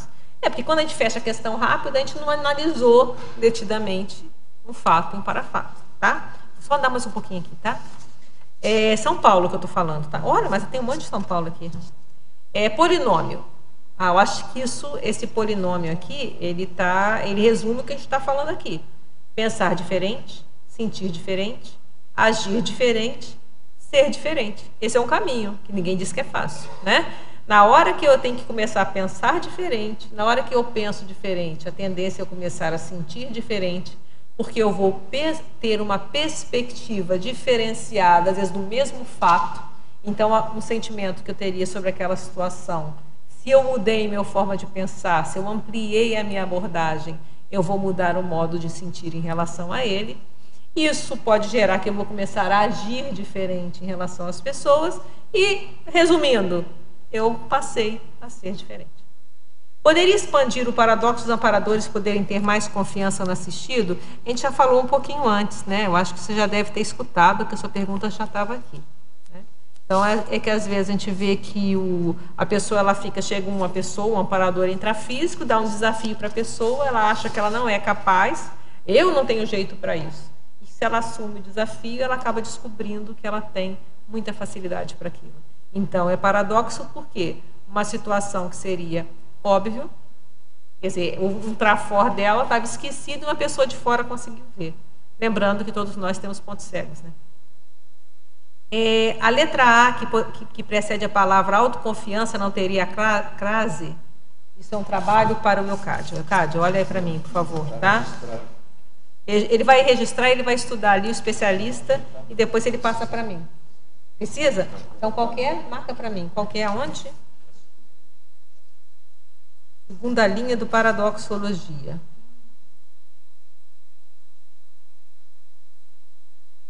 E comparada a perfeito. Muito obrigada. Registrado aqui a sua situação aqui. Depois eu tenho que lembrar de passar para outro papel.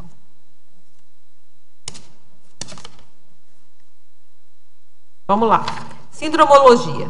Poderia explicitar as automutações excessivas, inúteis, patológicas e estigmatizantes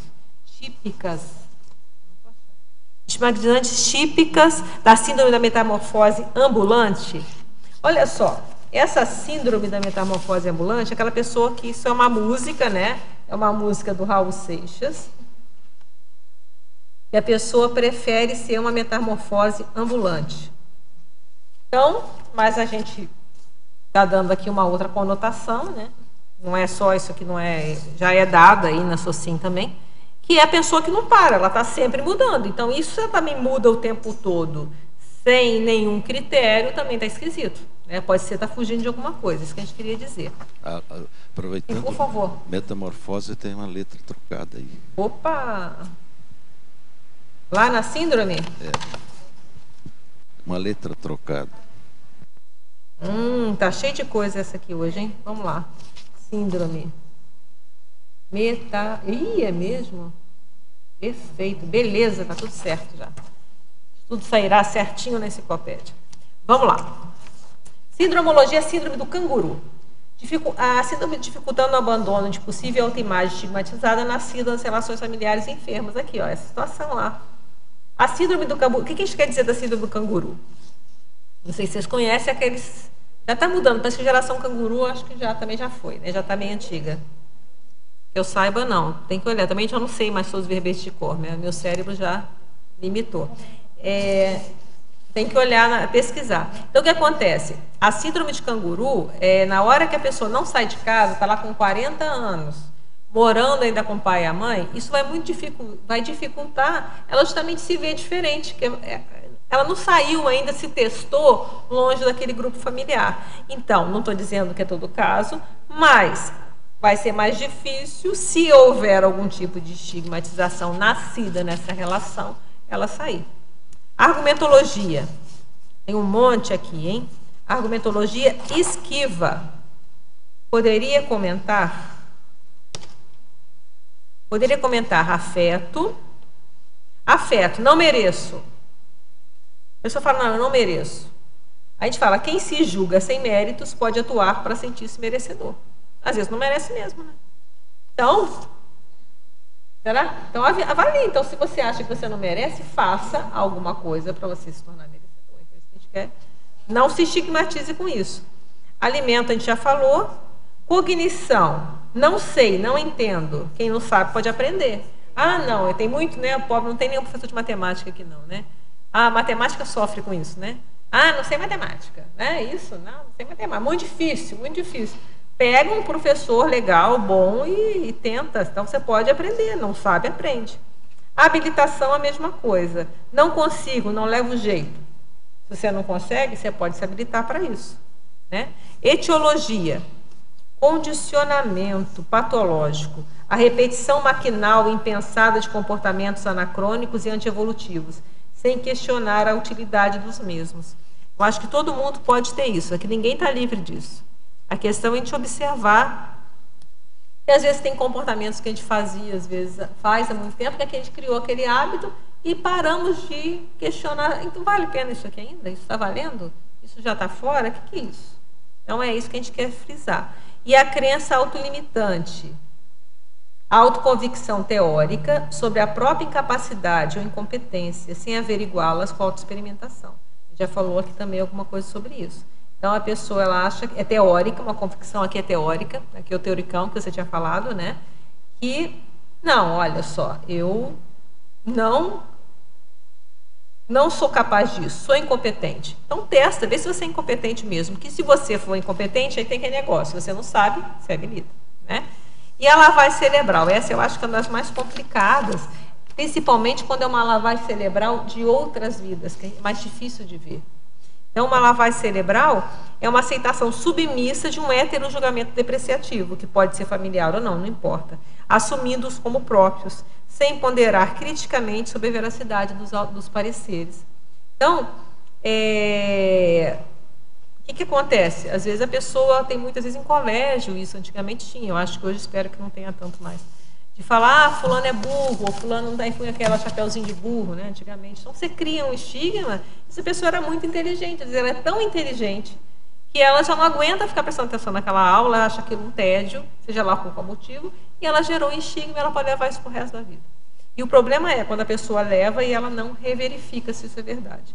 Então, lavagem cerebral é muito sério. A gente tem que tomar muito cuidado. E durante, né, se a gente olhar a história, tiveram muitos povos, tiveram até etnias que foram estigmatizadas, né? Ainda são na Índia, né? Tem várias estigmatizações, tem os impuros, já imaginou? Que loucura. Se a pessoa foi impura várias vezes, vai chegar, vai achar que ela é terrível. Como é que é o efeito disso? Temos que estudar, não é fácil. Penúltima linha, a desestigmatização exitosa do autoconceito, aproximando a autoimagem da própria realidade consciencial. Esse é o que a gente acha que é o principal, né? É que com essas autopesquisas, agora é de Porto Alegre, tá?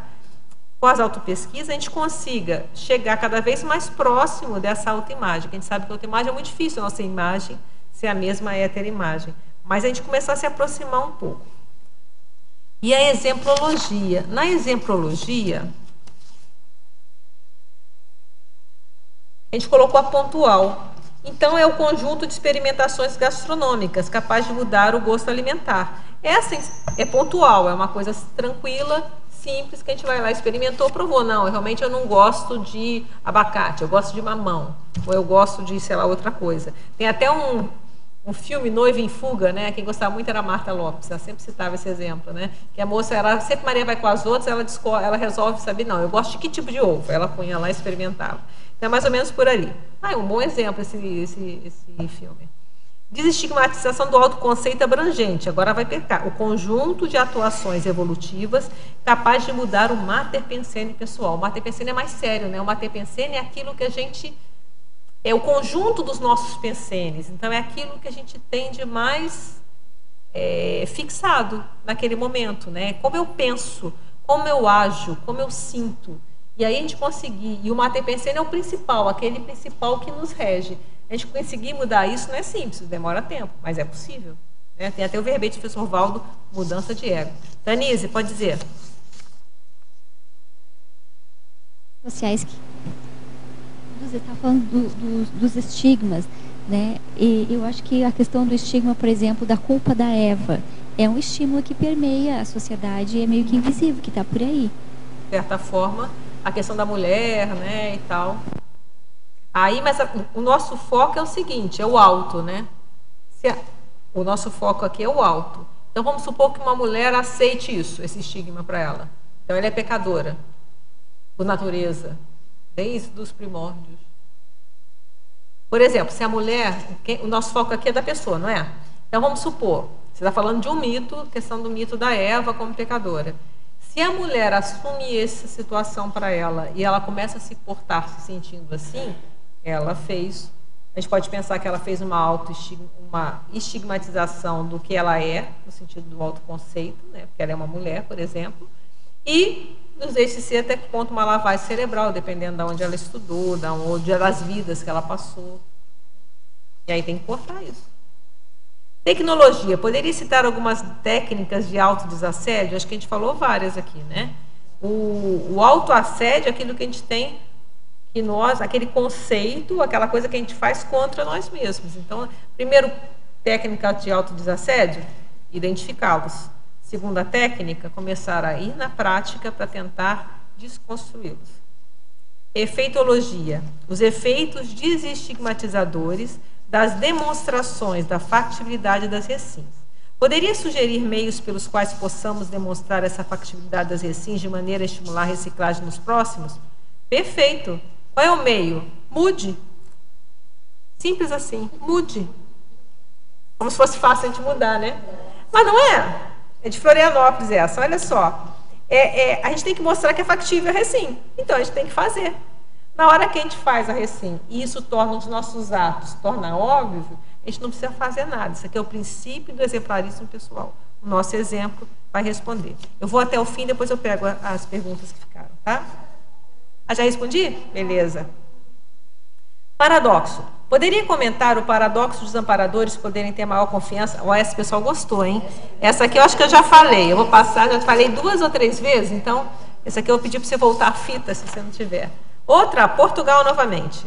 Porto. Vamos quase terminar com Portugal. Parabéns pelo verbete e a numerologia. Última linha. Poderia falar sobre o fim das auto-repressões injustas e o fim dos autodesrespeitos injustificáveis? Isso aqui a gente quis colocar uma série de... É quase um oxímoro, né? Um jogo de palavras. Não é bem um oxímoro. É, na verdade, um jogo de palavras para mostrar essa questão do autoassédio e essa questão do estigma. Então, por exemplo... Existem autorrepressões que são injustas. Porque se você é um estigma, como a gente está colocando aqui, a pessoa já está reprimindo uma manifestação dela, que não é justo. Uma coisa é eu reprimir uma manifestação que é errada. Eu vou reprimir, às vezes, uma reação para mim agressiva, que eu acho que é inadequada. É uma coisa. Agora, ali você está se reprimindo de uma forma injusta. Não tem razão de ser. Então, eu vou, às vezes, deixar de fazer alguma coisa, eu vou deixar de manifestar por às vezes um autoassédio, alguma situação inadequada. E o fim dos autodesrespeitos injustificáveis é a mesma coisa. Tem até um verbete do professor Valdo, chama autodesrespeito. Né? É você se desrespeitar. Então, até que ponto, se a gente está se estigmatizando, a gente está se desrespeitando. A gente não tem controle sobre o que os outros agem com a gente. As outras pessoas podem nos desrespeitar. A gente não tem controle sobre isso. Né? A gente pode tentar dar limite. Controle a gente não tem. Mas... nós com nós mesmos seria injustificável, não haveria razão para a gente fazer isso com a gente mesmo. Isso que a gente quis mostrar aí. E agora é de Peruíbe, São Paulo. Levando em consideração o holopensene, Qual relação podemos fazer com o autoconceito e a possibilidade de desestigmatização? Poderia aprofundar? Em especial na questão da energia. Somente o pensamento seria capaz de superar as energias centenárias presentes em nós? Olha, eu vejo que não tem muito outra forma. O pensamento é a base, é a raiz, é da onde tem todo o direcionamento da forma que a gente pensar. A energia, ela é fundamental, porque senão, eu concordo com você, às vezes tem aquela coisa tão cronificada que a gente precisa trabalhar mais as energias para ir soltando, né? Para ir liberando, às vezes, aquela energia que está ali presa, aquela emoção que está ali parada, que tem uma energia, está tudo junto. Lembra que nós todas não são separadas, tá? Então, a gente tem que trabalhar esse lado. Eu vejo que trabalhando as ideias, que é a raiz, é fundamental. Mas sem o trabalho do outro lado também de trabalhar mais as energias e soltar para liberar isso, eu acho muito difícil. Às vezes uma postura, né? O professor Mário já teve aqui o verbete chamado técnica da visualização parapsíquica, né? E ele comentou a questão, às vezes, do perdão. Às vezes um ato de perdão, quando a pessoa perdoa alguma situação, é como se tirasse 1 quilo de peso, porque aquele sentimento, aquela mágoa, seja lá o que for que está ali guardada, lembra? É uma energia, tem um sentimento e tem uma ideia, aquilo está preso. Na hora que a gente muda uma maneira de ver, muda uma perspectiva, muda o modo de olhar, a gente permite que às vezes aquela energia vá se dissipar. Então, recapitulando, eu vejo que as duas coisas andam, pelo menos na minha experiência, as coisas andam em paralelo. Uma é estudando, é refletindo sobre essas questões, mudando a nossa perspectiva sobre as situações. Eu vejo que isso a gente pede com a raiz. Mas sem o contraponto também, da gente começar a trabalhar mais energia, a gente não consegue sustentar essa mudança. Como você mesmo falou, a gente tem formas holopensênicas, a gente tem modos de pensar às vezes meio já condicionados, né? Então é como se fosse, trabalhar com a energia vai ajudando a quebrar essa crosta. Não sei exatamente como funciona, mas eu vejo que na prática essas duas coisas, eu vejo que são 2 investimentos que funcionam, pelo menos para mim é assim que tem funcionado. E o sentimento, ele entra aí, porque na hora que eu mudo a perspectiva, eu posso às vezes liberar aquela energia e o sentimento fica lá, no meu caso, fica meio no meio do caminho. A gente vai por esses 2 lados ali para ir mudando a forma de sentir. É a minha experiência. Tá bom? Mais alguma pergunta? Você estava na fila e você então já está resolvido. Tânia, tudo bem, hoje está só na observação. Cabelo novo, tá legal. Vamos lá. É só um comentário aqui que eu quero que você faça, aproveitando que tem tempo. Na enumerologia, aqui no detalhismo. Tá. A segunda frase. O fim das autoculpabilizações inverídicas, relaciona isso com a responsabilidade pelas manifestações. Porque o que acontece? A pessoa entra em autoculpa, porque a culpa, às vezes, ela tem um fator positivo, a gente pode pensar por isso. Na hora que eu tenho o sentido, sim, olha, se eu, pelo menos, eu fiz uma coisa errada, e eu vou sentir que eu fiz uma coisa errada, eu acho que até é positivo, é mais do que a pessoa não ligar. O problema é quando há uma autoculpa que paralisa. Mas nossa, realmente, eu me sinto culpada por esse fato, a responsabilidade foi minha, que tem a ver com o que você falou. Então, se tem essa minha culpa, eu vou assumir isso e eu vou fazer o possível para recompor o que for possível. Isso é uma coisa. Agora, o que a gente está falando aqui, quando é o estigma, a pessoa se culpa, mas é inverídico, ela não tem culpa de nada. Então, é por isso que a gente está jogando para o lado do estigma. Então, há uma autoconversão inverídica. Já passou, aquilo já não tem uma razão de ser. E ela continua se sentindo culpada pelo cosmos. Tem a pessoa que é culpada pelo cosmos. Tem até um verbete, lá no livro Reubanizados, tem as consréus autoculpadas. É isso aí, a pessoa é culpada pelo cosmos. Em cima disso aí, só para complementar, inclusive o psicopata, uma das características dele é não sentir culpa, né? Exatamente. Então ele não tem, ele faz as coisas e não sente culpa. Então a culpa, ela é saudável até um certo ponto, né? Até essa é perfeito, eu considero assim, desde que ela não vá para paralisar, mas esse sentimento, igual a vergonha, tem até um livro, tem um psicólogo, Ives, esqueci agora sobre o nome dele, ele tem vários livros falando sobre vergonha. A vergonha também é isso mesmo, é um processo até de regulação social, né? Quem não tem vergonha não tem limite para nada, então tem, agora tudo é limite, tudo é. Então, dentro do estudo dela é bem interessante, vale a pena olhar. Adriana. Sim. Deixa ela falar, porque, coitada, ela não falou outra vez. Vamos lá. Adriana, só para encerrar aqui, ó, eu queria que você falasse assim, sobre o paradoxo da autonomia consciencial abarcar a interdependência evolutiva. Eu acho que isso é um dos grandes paradoxos, né, da evolução, pelo que a gente estuda, né? Que a gente fala o tempo todo que a gente tem que ter autonomia, mas ao mesmo tempo todo a gente é mini peça do maxi-mecanismo, a gente é interdependente das pessoas e a gente tem que ser autônomo. Eu acho que isso é um grande... A evolução, ela é autônoma, ninguém evolui para você. Quanto mais você pensar pela sua cabeça, melhor. Mas, ao mesmo tempo, nós estamos o tempo todo. As nossas decisões, elas levam a um grupo maior, né? Por isso tem a questão da interdependência, da mini peça. Não, autonomia geral, consciencial. A nossa autonomia. A gente tem o livre-arbítrio, não tem? A ideia é a gente não ter cada vez mais livre-arbítrio, não é o ideal? Porque enquanto eu tenho interprisão grupor-kármica, eu tenho uma autonomia relativa. Eu tenho contas a pagar. O ideal é que a gente se torne cada vez mais autônomo nesse sentido. Eu tenho o meu livre-arbítrio cada vez maior. Tem um outro paradoxo da enciclopédia que talvez te ajude a esclarecer. Que ele fala que é o paradoxo do teleguiamento o teleguiamento autocrítico, ele é comandado, né? Alguma coisa assim, eu não estou lembrando as palavras. O teleguiado, ele é comandado. Mas ele é autônomo.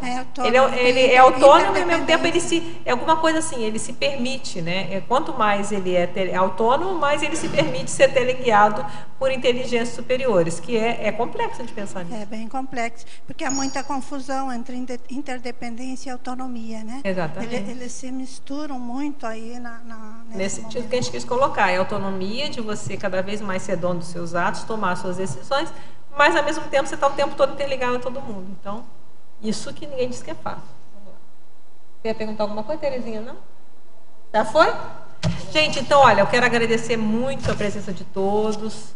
Obrigada aí pela presença, pelo debate. Agradeço aos teletertulianos também. Foram 26 perguntas. Muito obrigada. E aos paratertulianos também. Até uma próxima oportunidade. Os nossos comerciais, por favor. As pontuações da tertúlia de hoje são 29 assinaturas no livro de presença, 23 perguntas presenciais, 26 perguntas online. Temos 3 recados. Flávia, curso Reciclagem das Posturas Monárquicas. Fernanda, Leitura Lúcida. Isabel, Vídeos Cosmoeticograma, da Cosmoetos. Boa tarde, pessoal. Meu convite, então, vai para o curso Reciclagem das Posturas Monárquicas. Nessa edição, a gente vai tratar do tema intelectuais nas cortes. Então, são aquelas pessoas que faziam parte e prestavam serviços aí para a monarquia, sejam eles conselheiros reais, os válidos, os preceptores, né?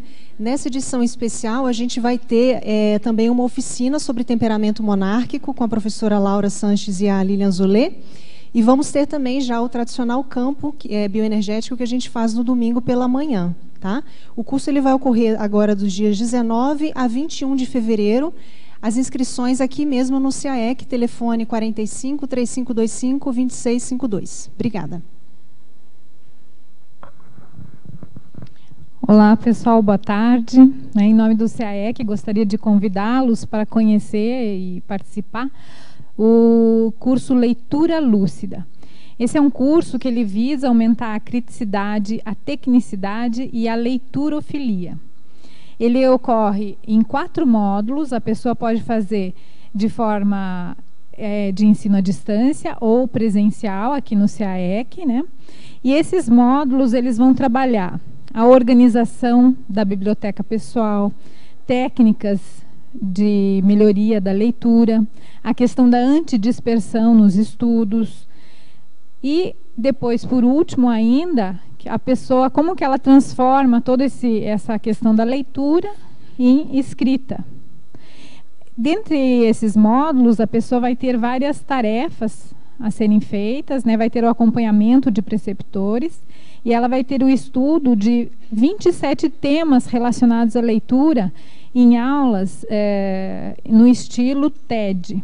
Então, são vários temas, como, por exemplo, a leitura digital útil, leitura de verbetes, de biografias, sobre a Grécia Antiga, sobre politicologia, sobre jornais e revistas, ou seja, é uma gama aí de informações que a pessoa vai poder estar estudando.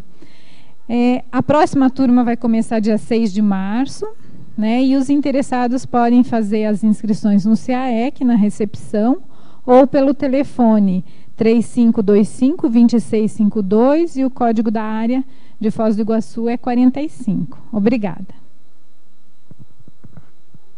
Olá, pessoal. A Cosmoetos tem uma atividade, a IC Cosmoetos tem uma atividade chamada Vídeos Cosmoeticograma. É uma atividade gratuita que trabalha basicamente cenas e partes de um filme através de um debate. Esse filme vai ser o Jogo da Imitação, que é no dia 13/2, num sábado, das 15 às 16h30, lá na Cosmoética, na sala 104, no Discernimento. Então, o filme é o Jogo da Imitação, é um filme relativamente novo, do ano de 2014, é um drama biográfico. Será um debate sobre o dilema cosmoético com base em trecho do filme. O objetivo é analisar critérios cosmoéticos que usamos na tomada de decisões em situações de conflito.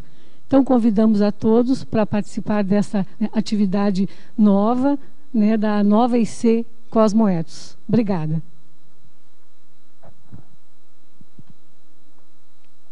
Para amanhã, teremos o verbete Periferia Conscienciológica na especialidade Proexologia, do verbetógrafo Luiz Cláudio Cândido. Boa tarde a todos.